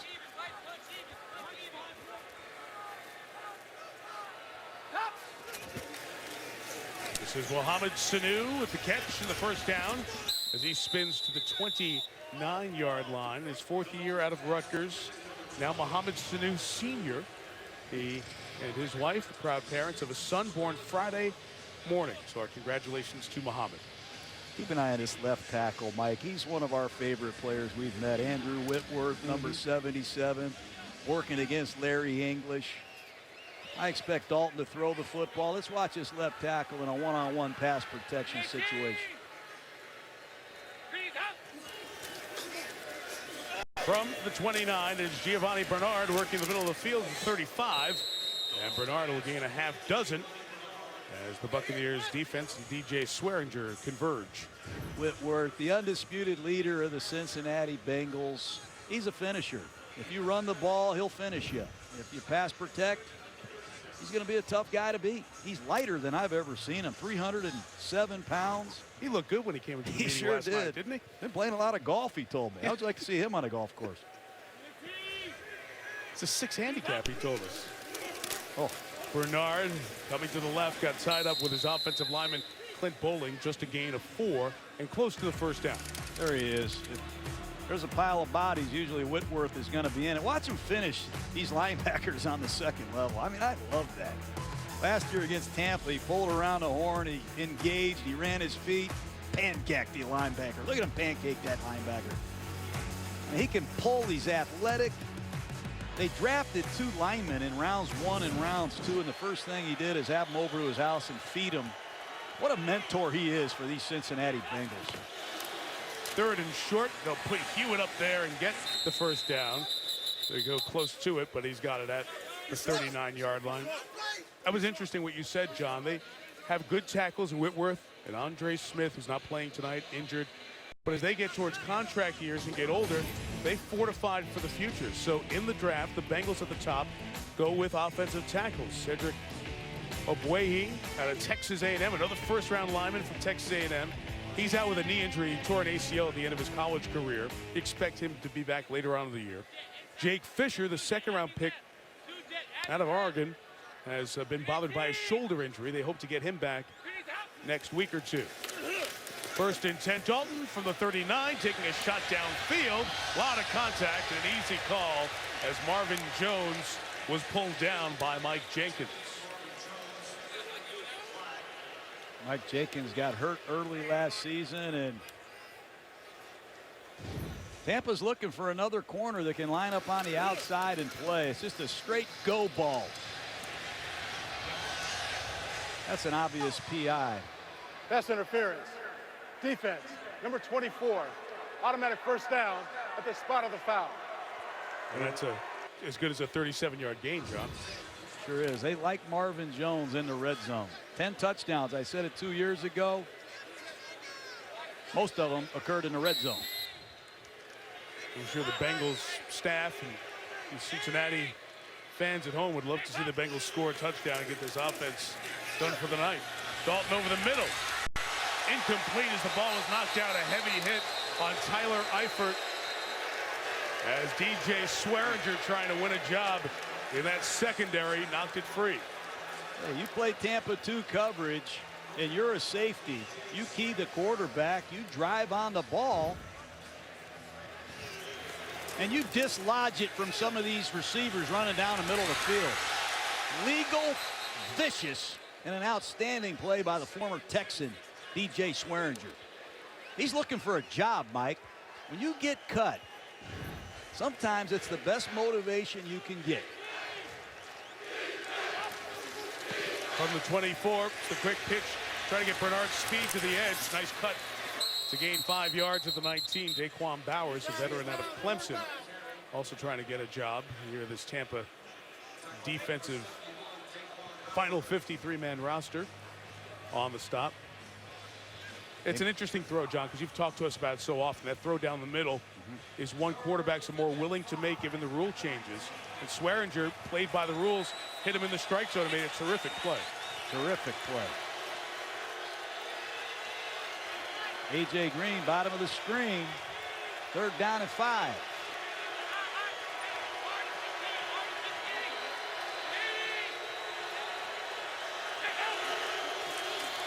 Buccaneers bring 4, and that pass incomplete, intended for Green. It was Keith Tandy.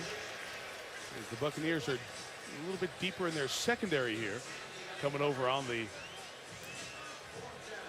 defensive effort to set up a field goal attempt. That's a nice disguise. Dalton thinks he has one-on-one coverage, but late in the down, you're going to see the free safety in the middle of the field rotate underneath A.J. Green and almost intercept this pass.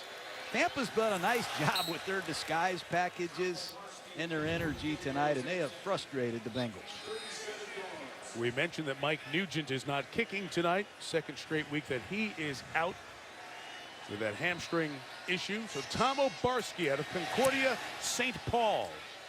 Get a chance to put some kicks on tape, and he knocks it through. So the Bengals on the board with that 37-yarder by Obarski. Missed a 27-yarder last week. 23-3, 2:46 left in the first half, and we're done tonight. Everything that's happening today in sports you'll see on SportsCenter. John Buccigross, I'm sure, getting that fine mane of hair properly coiffed for the show, along with John Anderson. They'll have the recap, the reaction from tonight, pennant race stuff, and everything else going on in sports on SportsCenter. Of course, the news out of Green Bay for the Packers, disappointing. Confirmation that Jordy Nelson, their all-pro receiver, tore his ACL in the game against Pittsburgh, and Nelson's out for the rest of the season. And it certainly changes the complexion of the race in the NFC North as Aaron Rodgers loses his favorite target for the year. Hard to swallow. And Pittsburgh loses their center, Mark Pouncey, a couple plays later. That, of course, impacts things in this division with 3 very good teams up there at the top. Cincinnati and Pittsburgh and Baltimore. And we left Cleveland in the hopes of the Browns, who come down here to play preseason game 3 later this week. Here goes Galen Clay with the return, and it's shy of the 20-yard line for Tampa to take over. So the Buccaneers have turned it over at quarterback to Mike Glennon. He was taken in the 3rd round. The Bucs have tried since 1976. They've searched for that first-round quarterback. Winston, the latest. Josh Freeman had some early success, a 10-win non-playoff season. Our colleague Trent Dilfer is the winningest quarterback in Bucs history. He won 38 games. Testaverde went on to a very long, successful career. Steve Young's got a gold jacket. He's in the Hall of Fame. Doug Williams had that terrific Super Bowl run with Washington. The Bucs have drafted some good ones at the top. Just hasn't worked out great for the ones they've had for a long time. I probably should have drafted one in the 1st round. We never started looking for quarterbacks until the 6th round. That's probably why I'm no longer in the building. Jameis Winston, you got to be happy, though, if you're a Tampa fan, what you saw tonight. I love just watching him in pregame warm-up. The look in his eyes, the enthusiasm, his snap count, the way you can hear him. You just feel his confidence, and it's contagious. And you look forward to coming to practice every day when you have those qualities. Certainly has changed the energy at One Buc Place right across the way here. Last play before the 2-minute warning is a catch across the middle. Nice job by Rennell Hall to hang on. And the rookie out of UCF. First down as we hit the 2-minute warning in a first half dominated by Tampa Bay.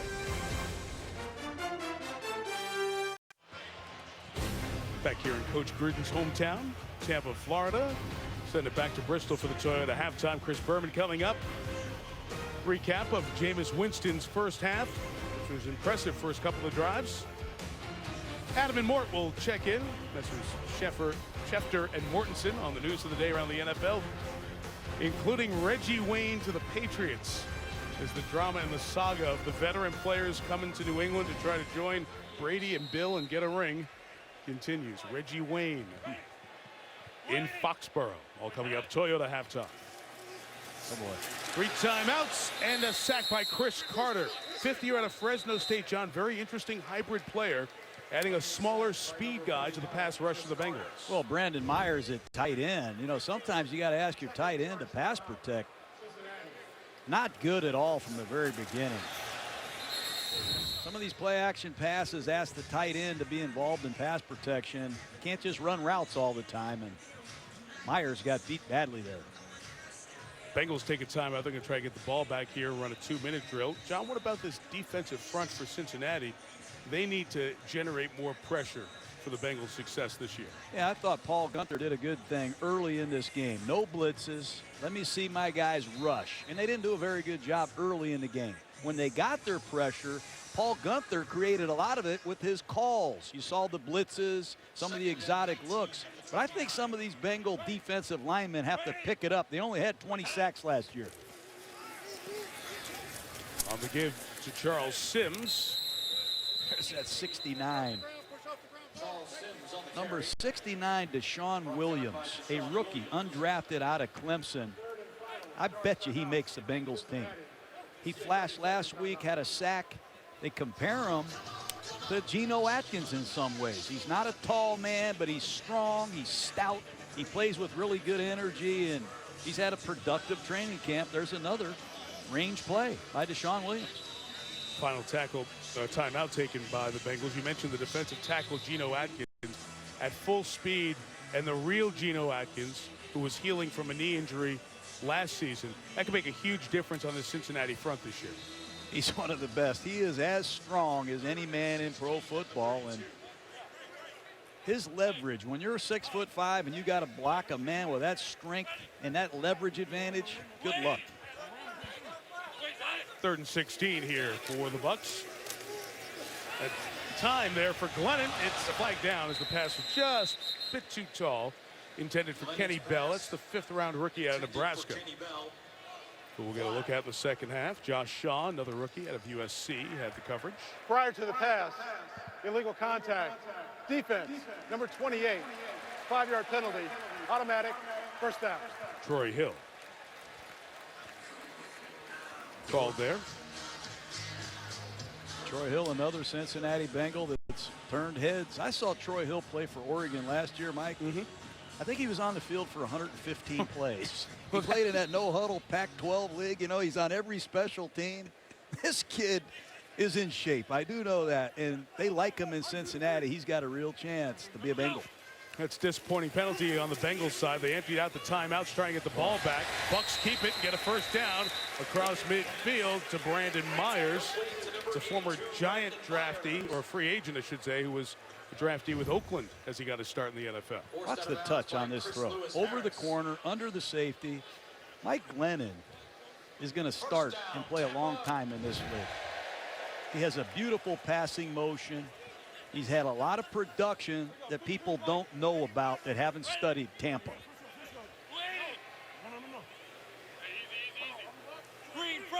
Green silver Fresno combo. Green silver Fresno combo. Plays changed. Slant is caught for the gain of 7 yards. He'll set up 2nd and 3 as Hall brings down his 2nd. Now Hall's another Central Florida player that has had a nice camp, and you see the command of Mike Glennon in this 2-minute drill. Minute 7 turning clock. Pressure comes out of his hands quickly. Cameron Brate, first-year tight end out of Harvard, gains the first down. I like everything about Glennon. That time it's a blitz. They pick it up. He's on time once again, and Tampa's on the move. 47 seconds till the half. That one incomplete as he tried to go back and hook up with the rookie Bell for the 2nd time in this drive. When you were talking about production from Glennon that is unseen until you study, what do you mean by that with Mike? Well, a lot of people think, oh, Glennon, he's not good enough. He wasn't the starter when he got here. He wasn't the starter. Josh McCown was better. But when you go back and watch the tapes, 2 years ago under Greg Schiano, he had 19 touchdown passes. Yeah. He had some impressive games. We had him on Monday Night Football beating Miami here. Yes, we did. And then last year I watched him play great and beat Pittsburgh on the road. This kid has a lot of production. 4,000 yards, 29 touchdowns. He's just getting started. Trying to set up the screen. Here's Sims. Good read in the open field as he's brought down by Marquise Flowers, the second-year man out of Arizona. And the Bucs will burn a timeout with 34 left until the half. I think it's a good point. It's only the third year for Glennon. You've been passed over, as he told us, third camp, third time he comes in as the backup quarterback. But both years he's ended up starting games. So he's mentally prepared for what can happen in the length of a season and trying to build a career down the line. We were with Josh McCown. We saw how many stops it took until he became a number one. That was a great example for Glennon to see in his own quarterback room last year. Yeah, and you know, Lovie Smith came in here last year, hired Jeff Tedford to be the offensive coordinator. Yeah. Jeff Tedford had a health problem. Marcus Arroyo becomes a coordinator. Glennon's had 3 different offensive coordinators in 3 years, and I've seen him function quite well in any system.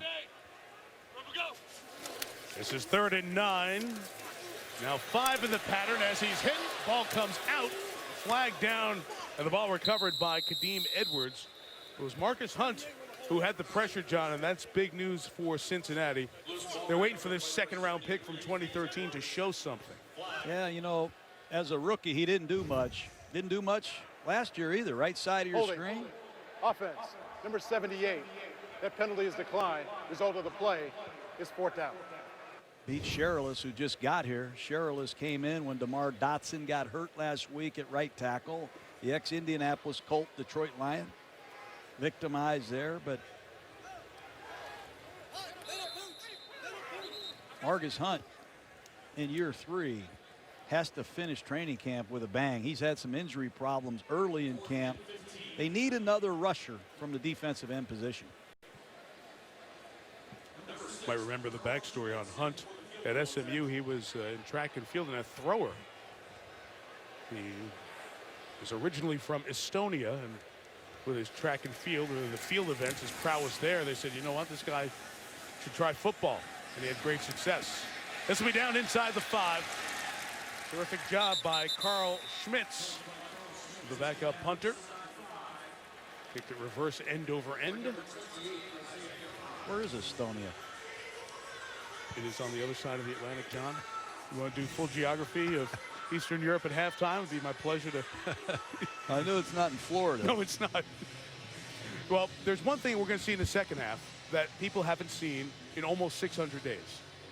A.J. McCarron. At quarterback. Remember A.J. McCarron? 2 national championships, BCS titles at Alabama, and then lost the Sugar Bowl. We haven't seen him at quarterback since, and we're going to get a chance to see him in the second half. He was injured all of pre and regular season last year. So Andy Dalton takes a knee. Bengals take it to the locker room, and it's 23-3. Winston got rolled up on that ankle a little bit. Looks like he's moving okay as he heads to the studio. Cincinnati will get it to start the second half. We'll see A.J. McCarron.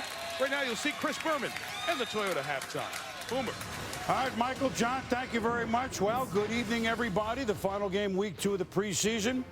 Chris Berman, along with the Pete Rozelle Award winner for 2015. That would be Tom Jackson, Morton Adams shortly. So, Tom, did we tune into the wrong game? Well, if you had never seen a football game, and I told you that one team had gone to the playoffs 4 straight years and the other team had gone 2-14, you would have thought that it was Tampa Bay that had been to the playoffs 4 straight years. Inexplicable how Cincinnati could look this lethargic as they move towards starting the regular season. Tampa with a little juice with Jameis Winston first. I know it's preseason, but a home game, and so how did he do? Well, there were times when just excitement. Well, a little stumble, but look, he's a big guy, Tom, and look out, pylon, touchdown. Certainly playing fearless, getting out on the edge, and scoring a touchdown for the Buccaneers. And then he's got receivers who makes that Vincent Jackson. Needs a little work on the footwork. You saw him have to dodge the running back in order to get that pass off. Here you're going to see a deep throw downfield, right down the seam, overthrows this a little bit. This is where you work on the timing with your wide receivers. But he looked like he had full command of this offense for the most part during the course of the night. Best throw of the night. Best throw of the night. Professional throw. Best throw a lot of zip on the football, right on the numbers downfield. Receivers are going to love that. Here he stumbles away from center, and that ankle got turned a little bit under him right there, the right ankle. And soon after that, the Tampa Bay Buccaneers would have him out of the game. Well, he went running off, as Mike and John pointed out. He looked pretty good in 8 of 13 tonight. I mean, numbers are numbers. But here's what we do know, is that maybe, just maybe, and look, this is the half and it's the middle of August, I understand that, but, you know, home crowd, Florida State, hero, I mean, at least football-wise, maybe at home, the whole team looked excited.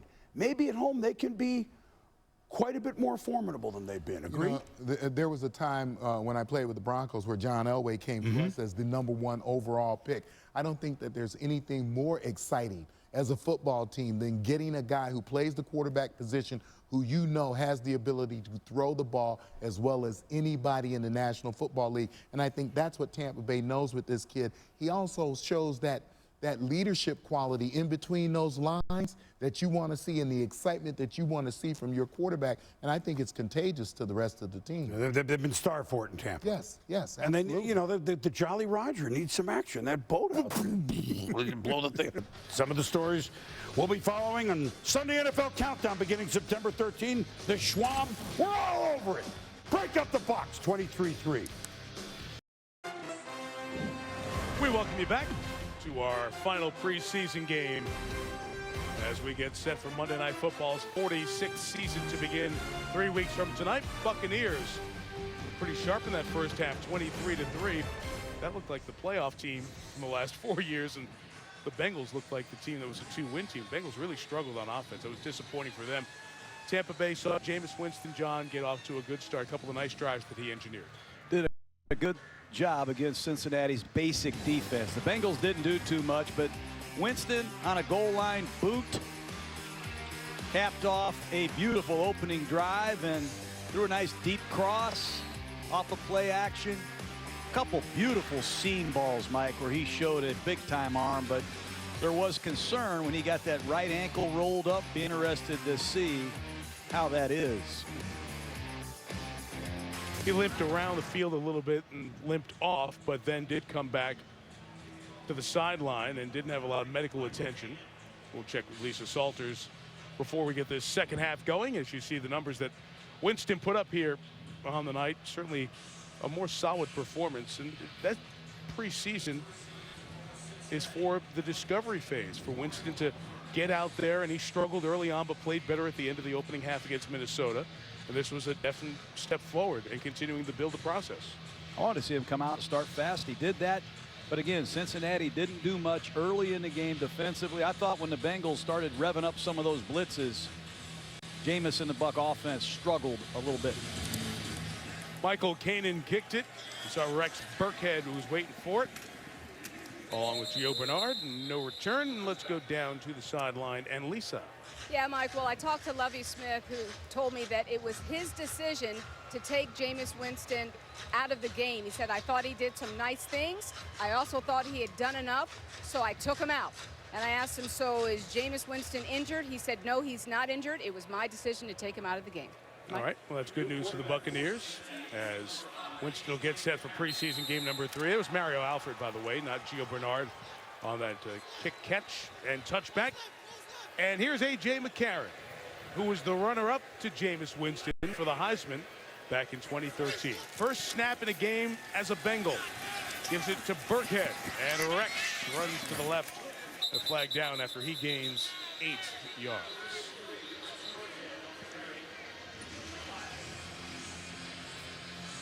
Ron Torbert and his crew had to enforce 14 penalties in the first half, 11 of them on the Buccaneers.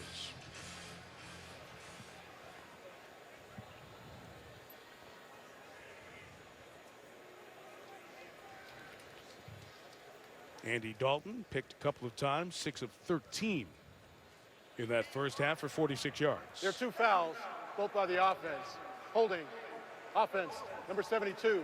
That penalty's declined.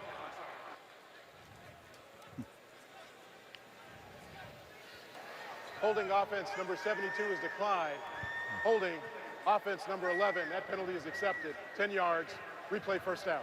All right, so there is A.J. McCarron. I mentioned twice.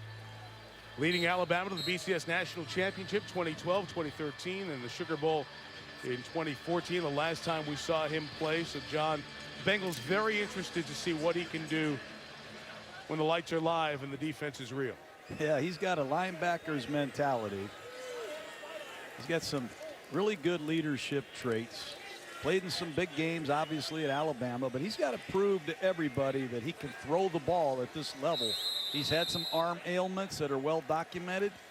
Let's see where he is. That's why he didn't play pre and regular season last year, the shoulder tendonitis. Backed up at 1st and 20, a draw with Burkhead. Initial contact leads to a tackle from William Golston, veteran defensive lineman. And just a gain of a yard. John, we may see Burkhead with the first-team Bengals offense in a unique role, even as a slot receiver at times. He's an interesting man. They moved him to the slot last year with all the injuries and found out that he's not only good at it, he's outstanding. He can pick up blitzes, he can run the ball. Going back to his combine days when he was at Nebraska, he had a short shuttle. Mike, you didn't even see him run it. He was so quick. They like him here.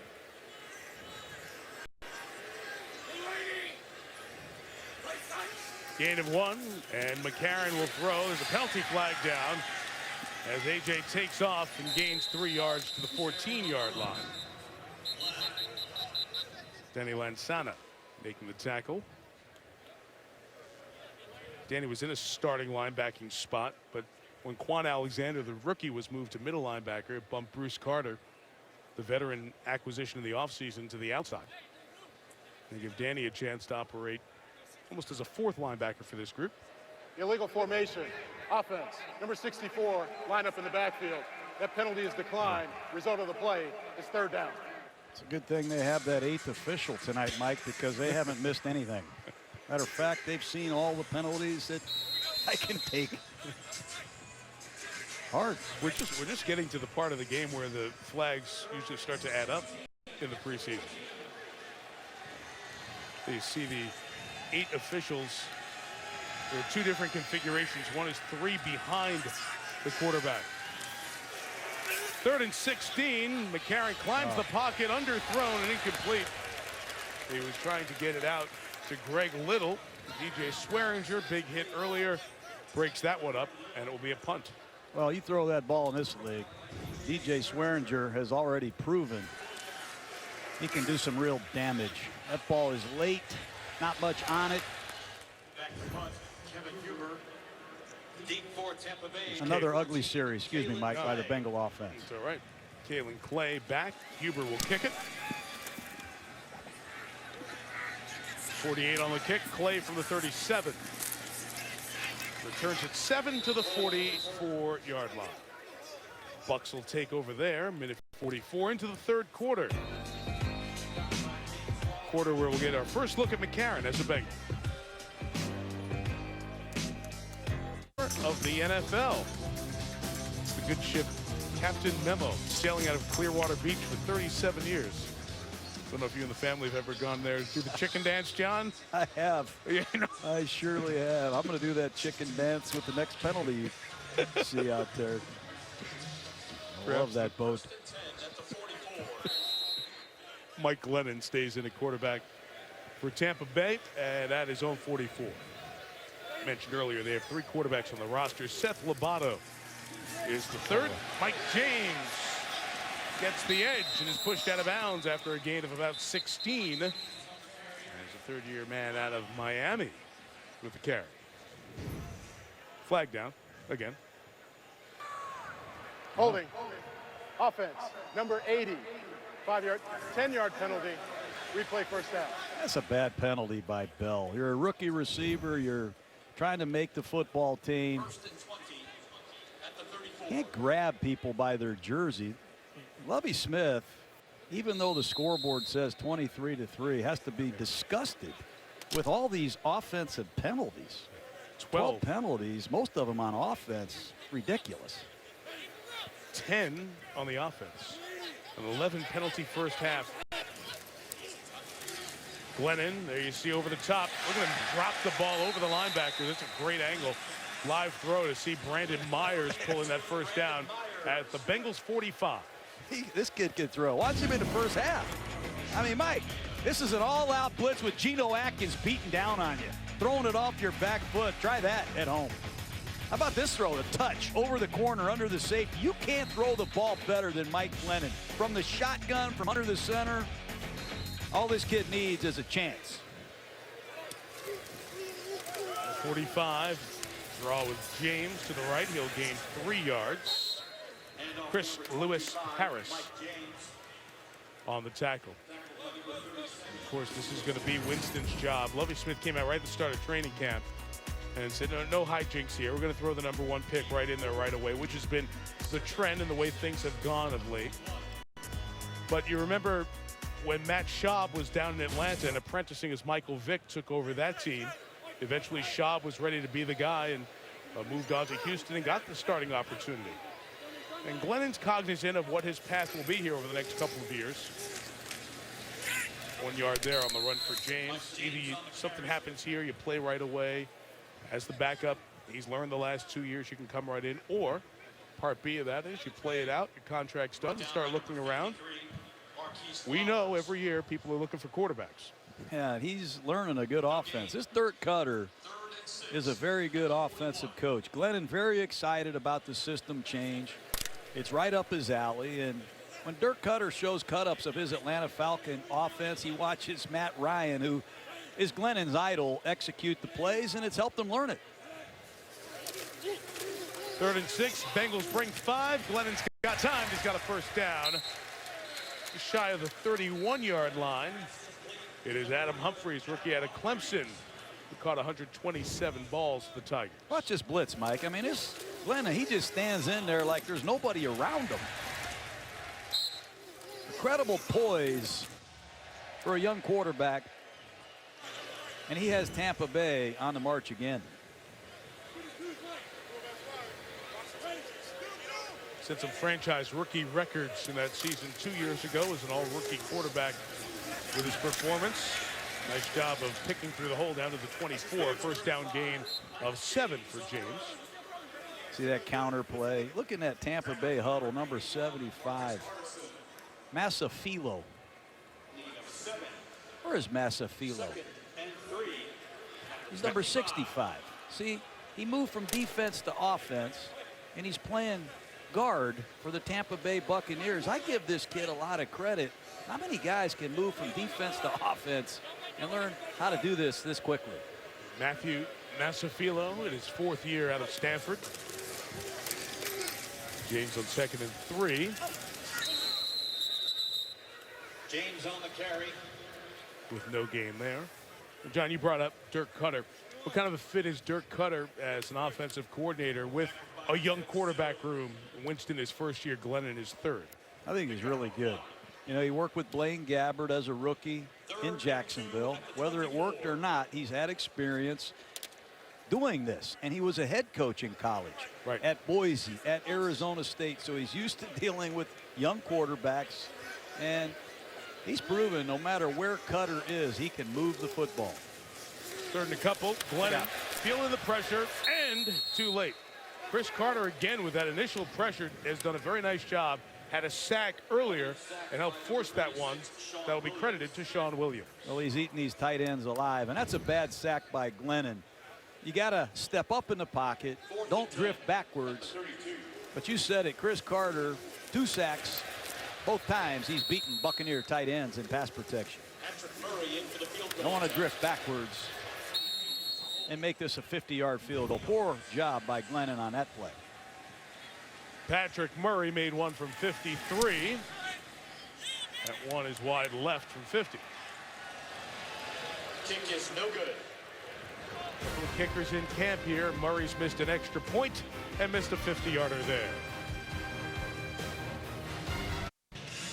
All right, we'll watch the Bengals offense and A.J. McCarron operate on this drive. While we do that, Lisa Salters with the Buccaneer. Thank you, Mike. I'm with Vincent Jackson. Vincent, what did you think of your young quarterback? in this game so far? He did well, you know what I mean? Obviously, we struggled a little bit in that second and third drive with some penalties and whatnot, but the way we moved the ball down the field in that first drive, getting some points on the board, that's going to be big for us, being able to start fast. Our defense is going to play well this year. What did you see out of him tonight that was maybe different than the first preseason game? You know, he just continued to get better each and every week in practice. You know, I mean, he's getting more composed, getting more comfortable out there. And when we're able to change up the tempo and dictate to the defense, man, that's his strength. So he's going to continue to excel at that. What has impressed you most about him? His intelligence, it really is. I mean, his football IQ is amazing. You know what I mean? He stepped in here from week one, and he's picked up this offense. We put a lot on the quarterback's plate, and he's been able to handle all that, making the calls, you know, sights and hots and things like that, and he makes everybody around him better. But he's still young. He is. What have you seen that tells you that he can handle this?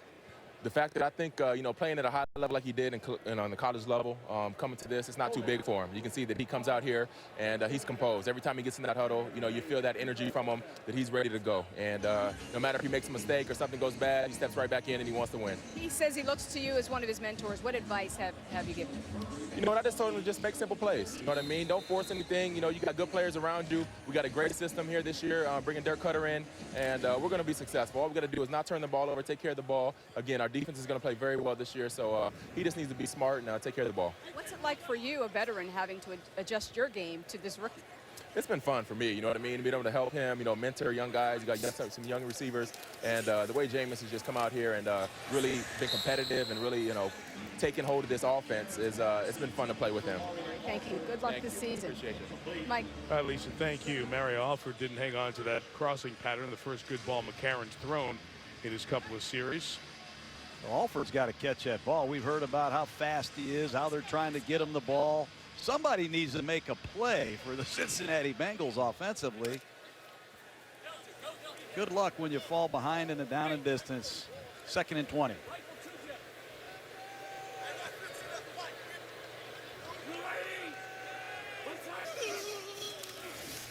Burkhead on the screen. Shifty move, a ton of Buccaneers out flanking that play, including Mike Jenkins. And just a gain of a yard to the 31-yard line. Watch these Tampa Bay Buccaneers on defense. They're going to let their defensive linemen check to a stunt where the defensive line will all move different directions based on the backfield set. A lot of communication on defense. They're going to come after the young quarterback, A.J. McCarron, on 3rd and long. Watch Sid Berry, veteran defensive end, and his fellow Buccaneers tee off. 3rd and 18, need to get to midfield, and A.J. McCarron throws underneath. Then on the cross and on the run, it's Greg Little. 4 yards shy of the first down. DJ Swearinger, who we know can hit, has come up with multiple big hits. Well, this is a vision defense. That was a design block screen, and you'll see Swearinger on the left side of your screen finish this play off. He's a Swearinger. We saw him hit at South Carolina. I saw him hit for the Houston Texans, and he's laid some lumber down tonight. Leonard Johnson was the injured Buccaneer. Didn't get up. Played nickel for this team last year. Injury timeout in Tampa.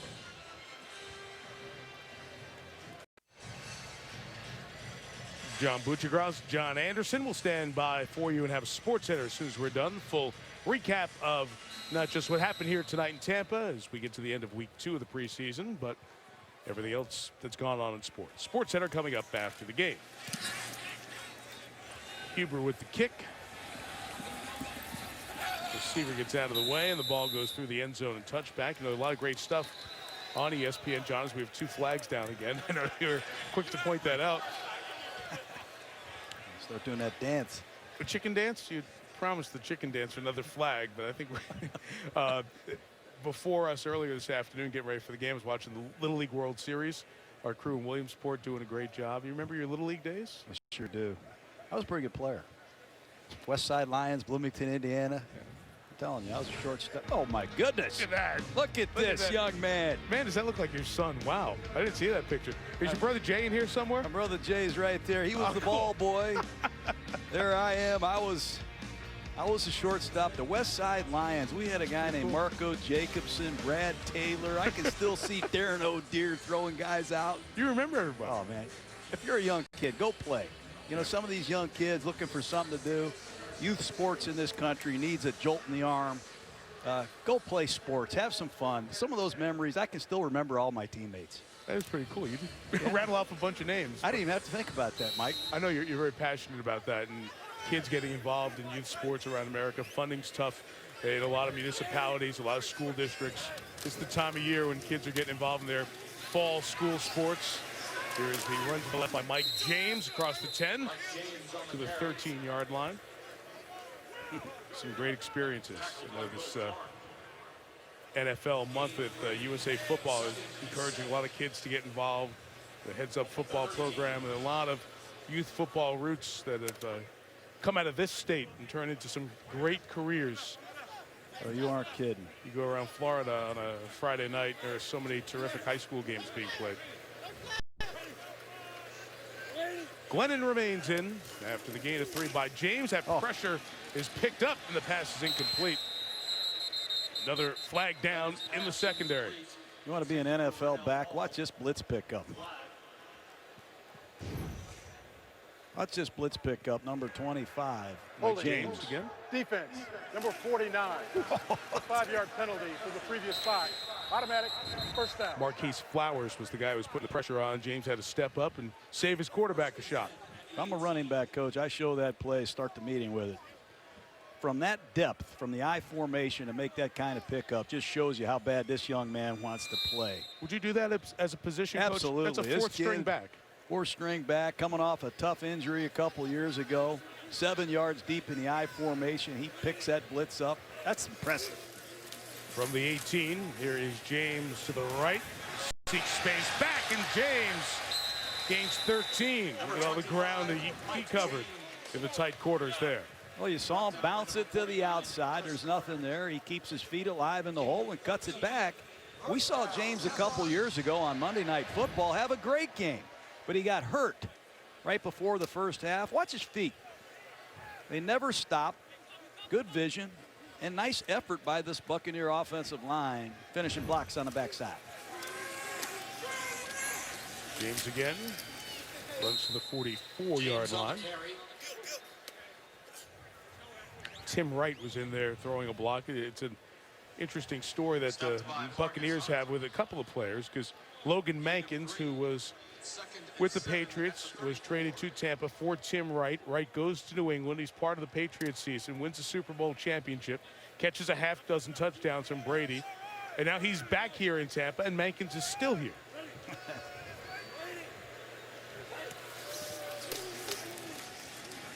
Glennon had the pass rush picked up, and it's complete just shy of the first down to Cameron Brate. Caught a ball in the first half, tight end from Harvard. You pointed it out earlier with Mankins. Patriots won the Super Bowl the year before he got there, and then the year he left. So he had all that great run with New England and no rings to come out of there. That's not right. Mankins can play better than he did a year ago. I think he'll assert himself more as a leader in the locker room, and he'll be acclimated to the heat, to the surroundings. He'll be a much better Buccaneer this year. This is Bobby Rainey getting to the edge, and Rainey gets 4 yards out of bounds at the 45-yard line. Bobby Rainey. Mike, he helps us out. You know those Gruden QB camp shows you like to watch where we bring the quarterbacks in? We go out, we throw passes to all these different receivers, and Bobby Rainey never misses a day. This kid loves to play. Western Kentucky, struggled to make the Ravens team, kept practicing, kept catching passes, has made the team, and here he is to close out the action for the Buccaneers.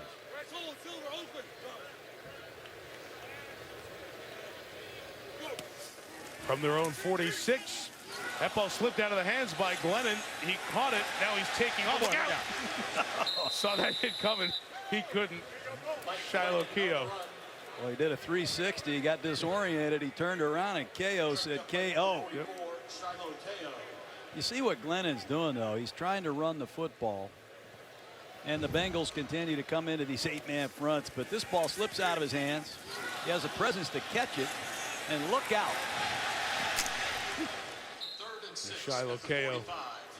I like that. Had it measured. Yeah, you know, Glennon could have thrown that ball. as a forward pass because it slipped out of his hand with the empty hand. Thus was a fumble, not a forward pass. So he recovered his own fumble. He could have legally gone and thrown a forward pass downfield. After the sack, it's an incomplete pass as it was in the hands of Dye for a moment. We have a flag deep in the secondary. Dante Dye from Heidelberg. You know where that is, right? Yes, I do. Ohio? Holding. Defense. Number 41. 5-yard penalty from the previous spot. Automatic. First down. So again, Mike Glennon standing in the pocket under intense fire, making accurate throws down the field. I thought Dye could have come up with that ball. But watch Glennon use his snap count and read the deployment of these Bengals, because Cincinnati continues to bring one of the two safeties down into the box and make it difficult for Tampa to run the ball. Back out there that time, and you can see how easy it is to run it. From midfield, run to the left, gain of 7 yards for Mike James. Duron Smith, rookie out of Fresno. Tampa wants to run the ball, run the clock, and end this night. But Cincinnati is going to bring one of these two safeties down, and Glennon's going to audible to a run away from the safety or audible to a pass. Watch it. This is something Dirk Cutter will do. Did it with Atlanta, jump into a no-huddle offense. There you saw, safety came down on the left. He ran to the right. And in a short yardage situation, I'd be surprised if they don't run it again. Deshaun Williams made the tackle. Player to watch for the Bengals. This is a Bengal team that's going to turn loose some quality players. Not enough roster spots for the quality built on this roster. Marvin Lewis, the head coach. Duke Tobin in their personnel department. It deserves a lot of the credit for the personnel they've procured over the last 4 or 5 years. Certainly does.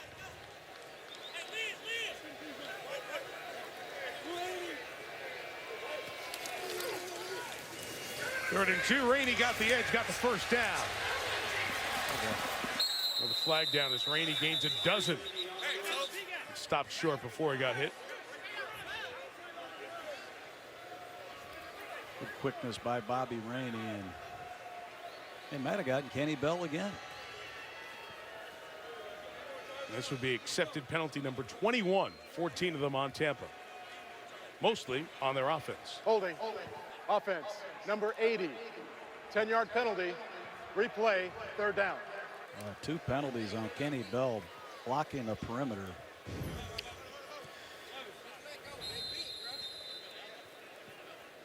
Well, I don't know about some of these calls. Calling everything tonight. Your reaction to flags you're not sure about in this stadium is a lot nicer now than it used to be. Yeah. They came up with a nickname for me here. I got so mad. Is that the Chucky nickname? I guess so, yeah. 3rd and 5. And they'll pick up the first down through the air with Adam Humphries. Glennon's pass complete to number 11, Adam Humphries. I'm impressed with Glennon. And here's a time where Cincinnati, you see number 26, Josh Shaw out there, the ex-USC Trojan. We talked about 28, Troy Hill, some young members of this Bengals secondary, and jobs are on the line.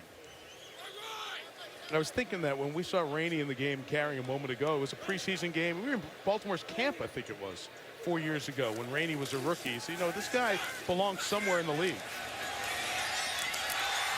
Oh, Glennon put it in a perfect spot, and the flag is drawn as Dante Dye tried to catch that on the way down. It's a wonderful throw by Glennon.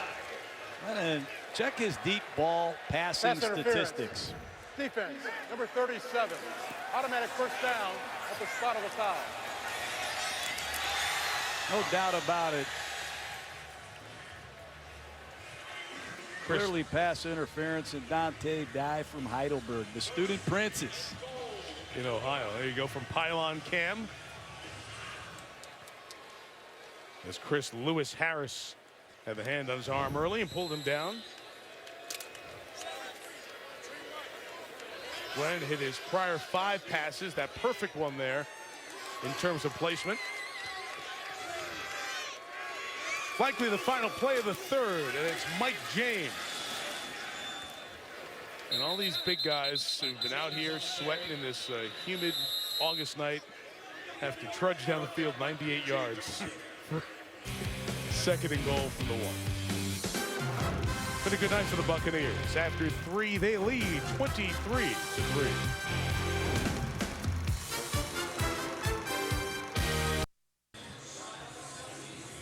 Fourth quarter here in Tampa. Mike Tirico, John Gruden, Lisa Salters.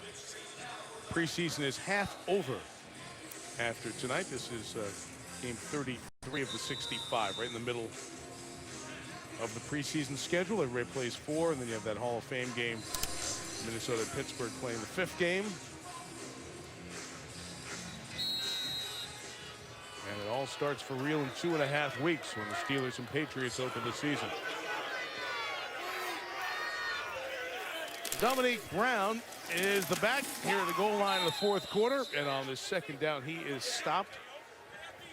It's going to be a lot of tape, John, for the Bengals defense and the Bucs offense to review.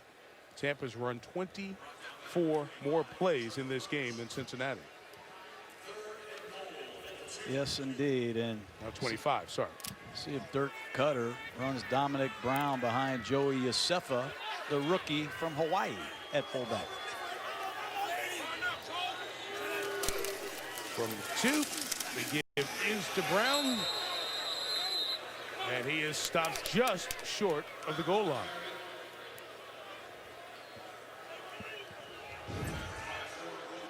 It's a reverse pivot, lead isolation, penetration off the edge, and be surprised if Dirk Cutter, Lovie Smith don't run the exact same play. Don't get a ton of live goal line snaps and stuff. A great opportunity to see these players in that role. To Brown. And he stopped. Good penetration by P.J. Dawson, rookie 3rd-round pick out of TCU. There's P.J. Dawson. He struggled last week against the Giants. The Big 12 Defensive Player of the Year makes an impact on 4th and goal.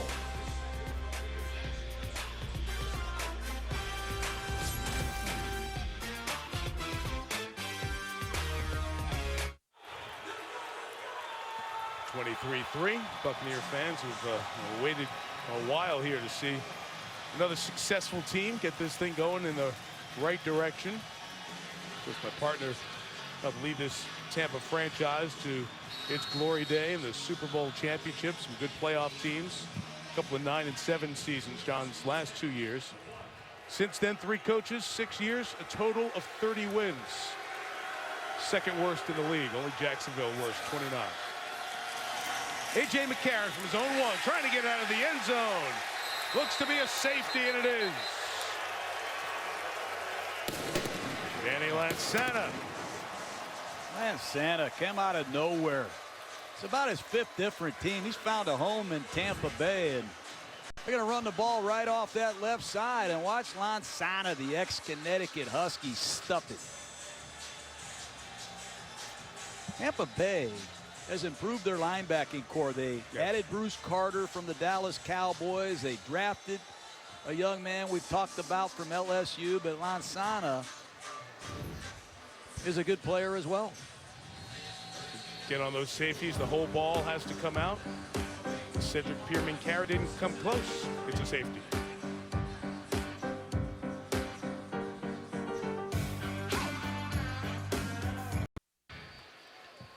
Alteron Werner had a 24-yard interception return for a touchdown in the second quarter. And Danny Lansana with the tackle in the end zone. So the defense has put up a touchdown and a safety here for the Buccaneers. 25-3. And we'll get the free kick from the punter Kevin Huber from his own 20-yard line.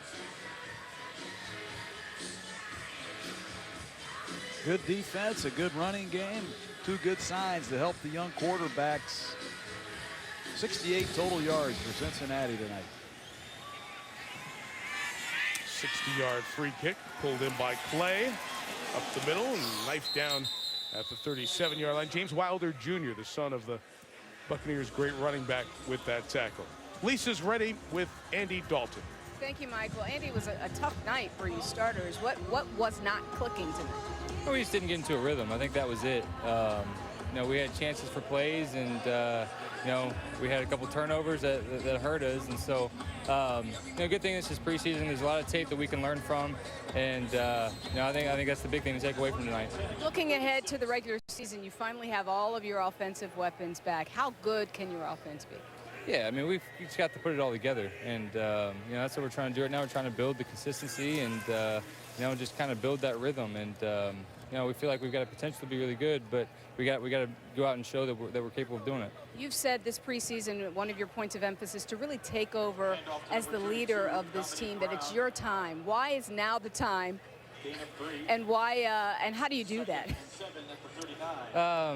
It's not that it hadn't been the time before. It's just you know, as I've grown and as I've you know, become, you know, more entrenched in this team, I think it's yeah, I think it's necessary for us to get where we want to go. And so I'm excited about what we have. You know, obviously we want to play better than we played tonight, but again, it's a good tape to learn from. And that playoff monkey that everyone talks about, for you, it's not about just that one playoff win.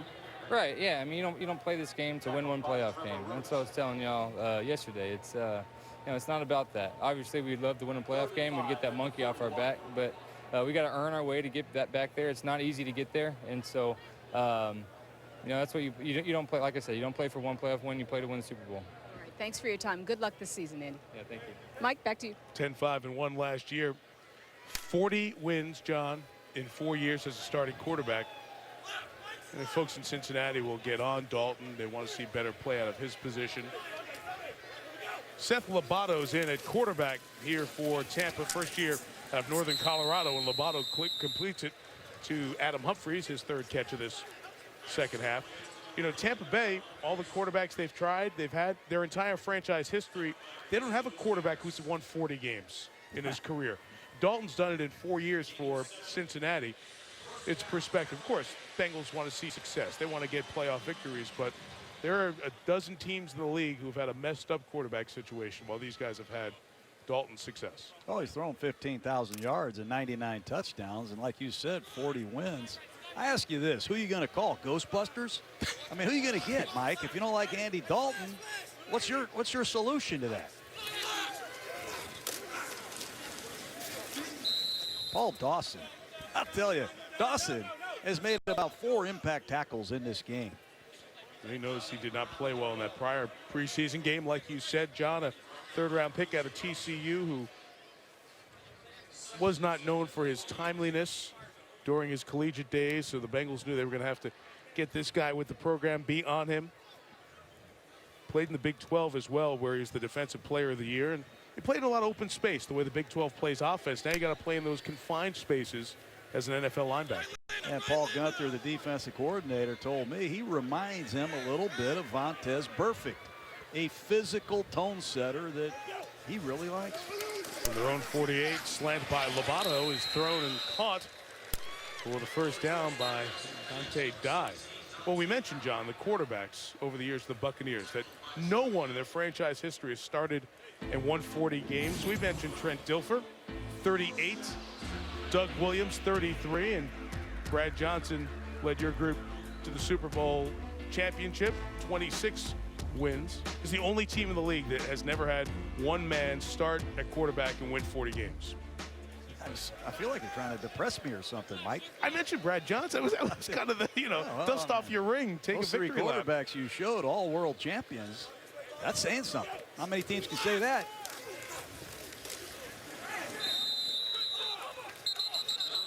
Play was down before the ball came out on the carry by Dominique Brown. Roach, the ex-Nebraska Cornhusker. Look at that Buccaneer fan. He's staying till the end. I love this Tampa Bay fan base. The loyalty of these Bucs fans. You talked about it when we came to the facility the other day. The need of Winston, hit the reset button, get the juice, get the excitement back going in this franchise. You know what it was like when you guys had it rolling here. Those good defensive players, the Super Bowl championship. This run to the left with Brown. You know, half dozen. Excuse me, Mike. You know, Lovie Smith came in here, and he had a really difficult thing happen on the offensive side of the ball. His offensive coordinator got sick, and that's hard on any new head coach. And he's also implementing his system, and his system takes a certain kind of player, and he has to get those players in here through the draft, in free agency. They brought in 3 or 4 free agents that didn't work out. Josh McCown, Michael Johnson, Anthony Collins. What I love about what Lovie Smith has done is he released all of them.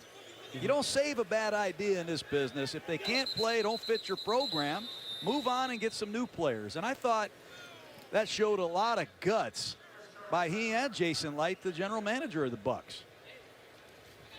Timeout taken for delay a game. We'll step out. Clean. 4 in the morning, my guy's there doing his video. Look at all those tapes. I love it, man. Look at Al Davis telling me, hit the road. Collection of footballs, pictures. This is John's office up on the board, drawing up some stuff for Eagles and Falcons. Get our team ready for our Monday night opener. FFCA, Fired Football Coaches Association. You know, it's funny. Monty Kiffin knocked on the door the other day. Did he really? Old defensive coordinator. Oh, no. Look out. Snap over the head of Lobato. And the first-year quarterback out of Northern Colorado thought he had it there for a second. Now he finally secures it. You know, Mike, I'm at the FFCA, and he really knocked on the door? I hear this noise out there. I open it up, and there's Monty Kiffin, my old defensive coordinator, no longer in Dallas. He goes, hey, I heard you got films to look at. You got things to do. Really? The next day, 2 days later, Greg Schiano, the ex-coach of the Tampa Bay Buccaneers. I'm saying, hey, guys, the Glazers got it right. They got rid of all of us, you know? But what a place the FFCA is. Fired football coaches come from all over, knock on the door. There's work to be done. Film to be broken down. And it's great. We had a fun time there. Thanks for the breakfast you served as well when we came. I had to buy bagels. It was great. Good to be here in Tampa. We need some toiletries as well. We'll send them down to you. Halfway through the fourth quarter, who knows what we might say. USA Football Month. The Bucs, the Bengals, the NFL celebrating youth football participation at every level. Over 1 million middle and high school athletes nationwide. Over 250,000 registered for Heads Up Football. Celebrate youth football players around the country. Visit playfootball.com to learn more. Buccaneers donated 1,760 total tickets. 50 youth were on the field pregame, 30 during the national anthem. Chance they may not get during the regular season. A.J. McCarron has not shown much in his first couple of drives. Gets it to Tyler Kroft, a gain of a dozen for the third-round pick, rookie out of Rutgers. They like Tyler Kroft. He had a number of catches 2 years ago. That number fell off a little bit last year at Rutgers, but he's a good blocker. He's a quality receiver. He's 260 pounds, and they think he's got a big upside. I'd like to see McCarron push the ball down the field. So far, we've seen nothing but checkdowns and screens. Marvin Lewis telling us last night that Kroft has been, quote, exceptional in camp for him. There's McCarron flushed left and throws it right back to Kroft, who didn't get his feet down inbounds. Incomplete. You broke him down getting prepared for the draft, Coach. Yeah, Tyler Kroft came out early. A lot of people thought he would stay in school. A good route runner, had a lot of production, over 40 catches 2 years ago. How about this formation for the Scarlet Knights? But Kroft has proven in training camp that he can block. He proved at the collegiate level that he can catch. And he's obviously a quick study. He's learned this Bengal offense. He's going to be an asset to their 2 and 3 tight end sets this year. That Rutgers team last year went to more of a pounding the ball type of offensive style on the ground. That helped the evaluation of Kroft, who catches this one, yard and a half shy of the first down, 40-yard line. Because he had to put his hand in the ground, get the physical part of playing tight end. And one thing when you talk to NFL coaches here about young players right now, the evaluation process is so difficult with all the spread football out there. So if you get somebody in a system like that, a lot easier to project how he's going to do in the league, and Kroft fit that bill.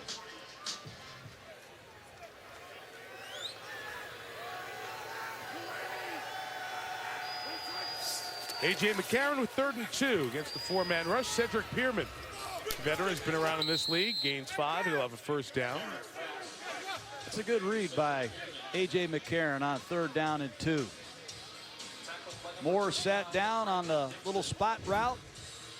He felt Pierman outflank him in the flat, but nice job by McCarron, thinking on his back foot, making a good accurate throw for the first down. And Pierman finds a way every year to make this Bengal team. He led them in special teams tackle once again last year. A snap so important for McCarron. Didn't play in the pre or the regular season last year. Pumped and trying to take a shot down the field. Coverage was busted, but he couldn't drop it between the 2 defensive players as he tried to hit Denarius Moore, former Raider in his 5th year out of Tennessee. That's the hole you look for in this Tampa 2, between the corner and the safety. And McCarron tries to drop the ball underneath the corner and between the safety, but there's just nothing on the throw. He had him, just missed him. That's what I want to see A.J. do, get some completions down the field, prove he can throw the ball at this level. Zone 46. The former Alabama quarterback throws for a gain of 3. He's shy of midfield. Alabama quarterbacks, John. They've been Stabler, Namath, and Starr. Look at that alumni of Alabama quarterbacks. Championship quarterbacks, successful in the NFL, but since 1988, last to win a game as a starting quarterback out of Alabama in the NFL, Jeff Rutledge in 1987. So it's been since '88 that an Alabama quarterback has started and won an NFL game. McCarron's throw to Pierman, complete. First down into Tampa territory at the 43-yard line. It's a Tampa 2 mindset. I used to tell our quarterbacks, when you see this coverage, you have to have the mindset of checking the ball down. That's where some of the vulnerability is. The middle linebacker is going to run right down the middle of the field, and it's going to make it very difficult to find work down there. You've got to throw the ball underneath, and that's what Tampa Bay is forcing Cincinnati to do, to run this clock down. Good timing on that slant route. Jake Kumaro with the catch. Rookie out of Wisconsin Whitewater. His dad, Eric, I remember, a linebacker in the league. Kumaro is a D3 star on the national champion perennial team at Wisconsin Whitewater. Pierman gains 5 on that one. We mentioned that an Alabama quarterback hasn't won a start since Rutledge back in '87. He had Brody Croyle start 10, lose them all for the Chiefs. Greg McElroy had 1 start for the Jets and lost. And Greg's now on our team as he's on the SEC network and our college football coverage. There's Wilder. James Wilder Jr. runs for the first down. Local kid out of Plant High School right here in Tampa. His dad was a great player for the Buccaneers. Not good, great. Good enough to be in the rafters, arguably. 6,000 yards James Wilder had, the all-time leading rusher in Buccaneers history. There's Kumaro. So a lot of second-generation players involved here. The first down to the 5-yard line. Here are the numbers for James Wilder Sr. Back through the 80s. Got all the records. You can see it right there. And there were some games that we threw it to him as much as we handed it to him. There's another Wilder. And Wilder scores in Tampa. That's pretty cool. And James Wilder Jr. played at Florida State. And A.J. McCarron leads that drive down the field. They'll go for 2 after the first touchdown of the night for Cincinnati. Good double team at the point of attack, and it's just a good old-fashioned one-back power play. And James Wilder cuts it back for 6.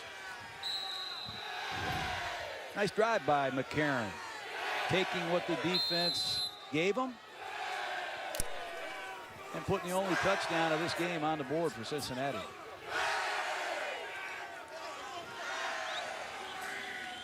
So the Bengals under 100 yards for most of the game. Swing it out to Wilder. It's a running play with a backwards pass. Wilder dives and goes over the pylon, over the top of it for 2. Oh, good for him. As he comes back to where his dad was a star. Let's see that pylon cam. He went right over the top of it. Watch this, Mike. There he is. Oh, knocked it out. He got it in for 2. 25-11 Bucs.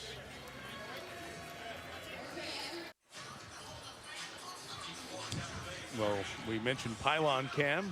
Cameras looking at all the different angles, same kind of cameras that you have, those in-car cameras in racing coverage. Well, some pylon camera looks, including that last touchdown. There's one looking right through the top, and you can clearly see that Wilder dove inside the pylon to look straight up and crossed the pylon and the plane of the goal, I should say, for the touchdown. Some interesting looks there. You know, I mean, Johnny, think about it. Bill Belichick talked about it, and it was one of the things that was brought up at the league meetings this year when they do all the votes of the competition committee and all the teams, the conversation of, is there a way to standardize some cameras so that you're always looking down the goal line, you're always looking down the sideline, and no matter what game, because a little inside baseball, depending on the network covering the game and how many people around the country are seeing that game, the camera complement is different. So you might not have that exact replay down the line from the angle that's the telling angle, depending on how many people are getting that game seen in their local markets. Kenny Bell returning here, rookie out of Nebraska, had a tough day with a couple of holding penalties, got it to the 12.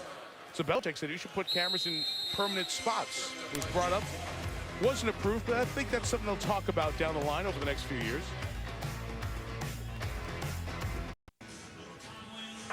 Sports Center coming up after the game. Our man Ron Jaworski's back in the studio. He's watching the Jameis Winston performance from tonight. Jaws will break down eye manipulation and all the stuff that the guru of quarterbacks takes care of so well. And Jaws Phillies didn't have a good night. The Mets hit a team record number of homers, including 2 from the man who's played the second most games in Mets history. If you don't know who that is, you'll see on SportsCenter. John Butchergross, John Anderson coming up after the game. Buccaneers try to run this out.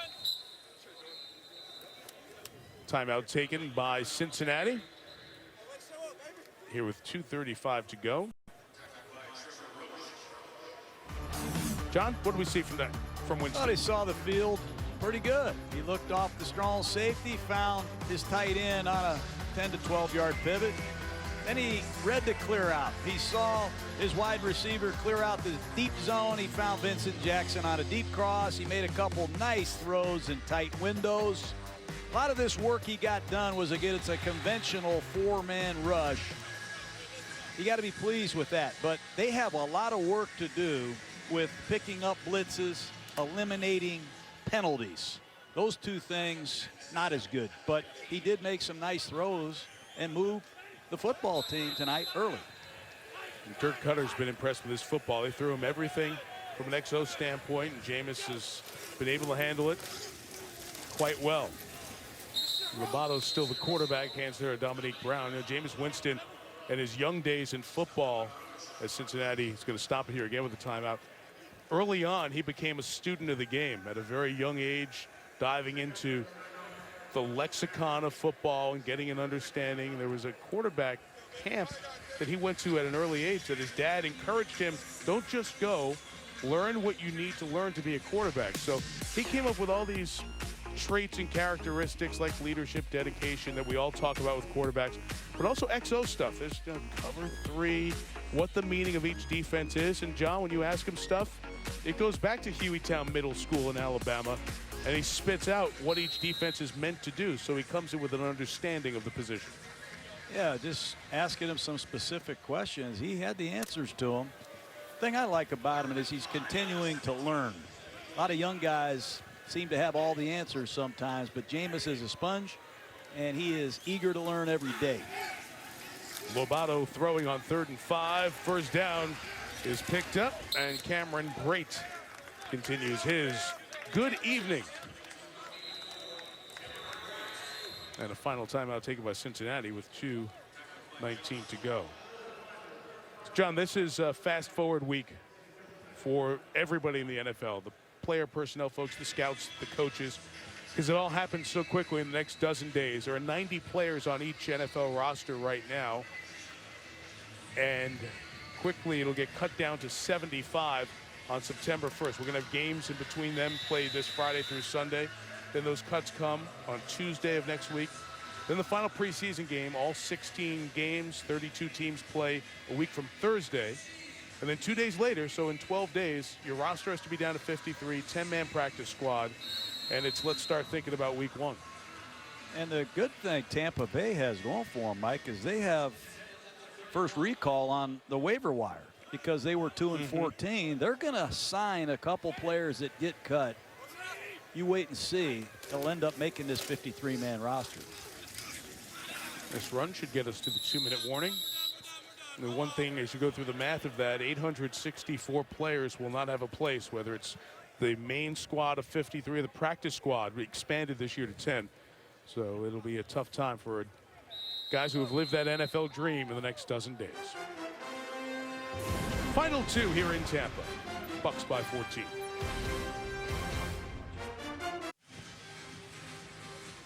There is Seth Lobato. Undrafted, was with Indianapolis, Miami. Tampa signed him, threw for over 8,000 yards. His first year out of Northern Colorado. Cincinnati's out of timeouts, by the way, John, so they will not be able to use those here in the last 2 minutes. Yes, it is very good, as a matter of fact. Buccaneers will play Cleveland. Johnny Manziel and Josh McCown and all those guys come here Saturday. Another carry for Dominique Brown. Then they'll wrap up the preseason down in Miami in a dozen days. And then the schedule. And one thing for the Buccaneers, they're going to have an opportunity. They've been playing some like folks early on in the season. There's some teams that did not have good years last year. Yeah, but that opening game is going to be interesting. That's right.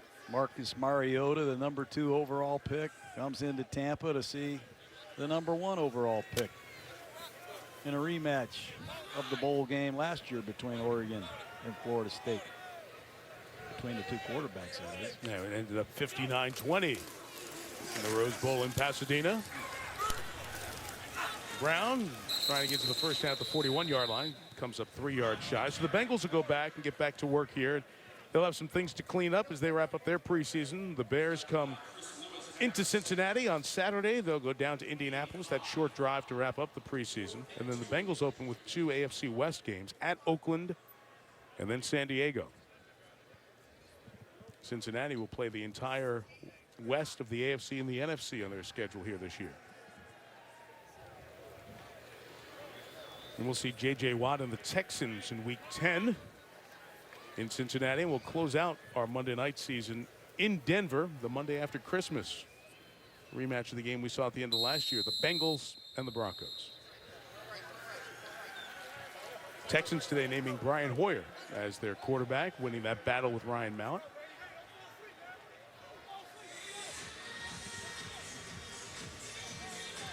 So they let the clock run down, maximize the time take off. They'll punt it one more time, and Cincinnati will get it with 29 seconds left.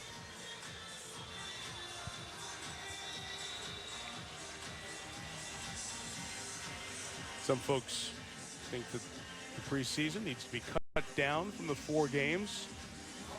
Seen more veteran players being held out of games. They play about 5 or 6 quarters, really. 1 in the first game, maybe a drive or so, a couple in the second game.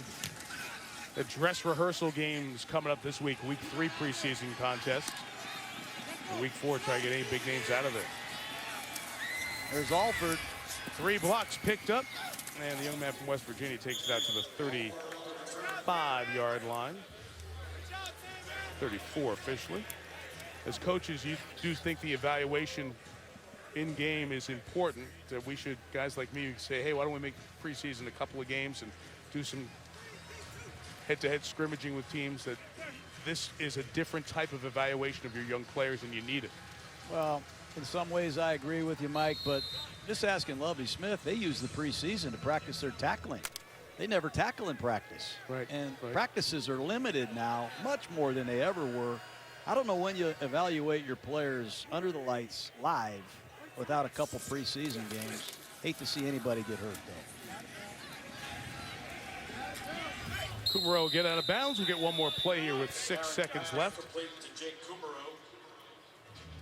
And Marvin Lewis and Hugh Jackson will try to get this offense straightened out. Not their best night. 148 yards. A lot of it coming on that 80-yard drive at the end. What'd you see out of McCarron here in his first real NFL game action? Saw a nice 2-minute drive against a very standard repeat coverage. Like to see him push the ball down the field. Did not do that very well tonight, but he's rusty, hasn't played in a long time. I give him credit for putting some points on the board and moving this offense. Should be the final play. AJ trying to buy some space to throw it downfield, and he could not. And the game will end with a sack by the Buccaneers to the 25-11 victory The final score. for Tampa. Kashad Lyons gets the credit for that final sack. It's for real for us in a couple of weeks. We'll see you for the Monday Night Football season opening doubleheader with the Eagles and the Falcons starting, the 49ers hosting the Vikings. With John Gruden, Lisa Salters, and our team, Mike Tirico. So long from Tampa, John Anderson, John Butchergrass, SportsCenter. Coming up.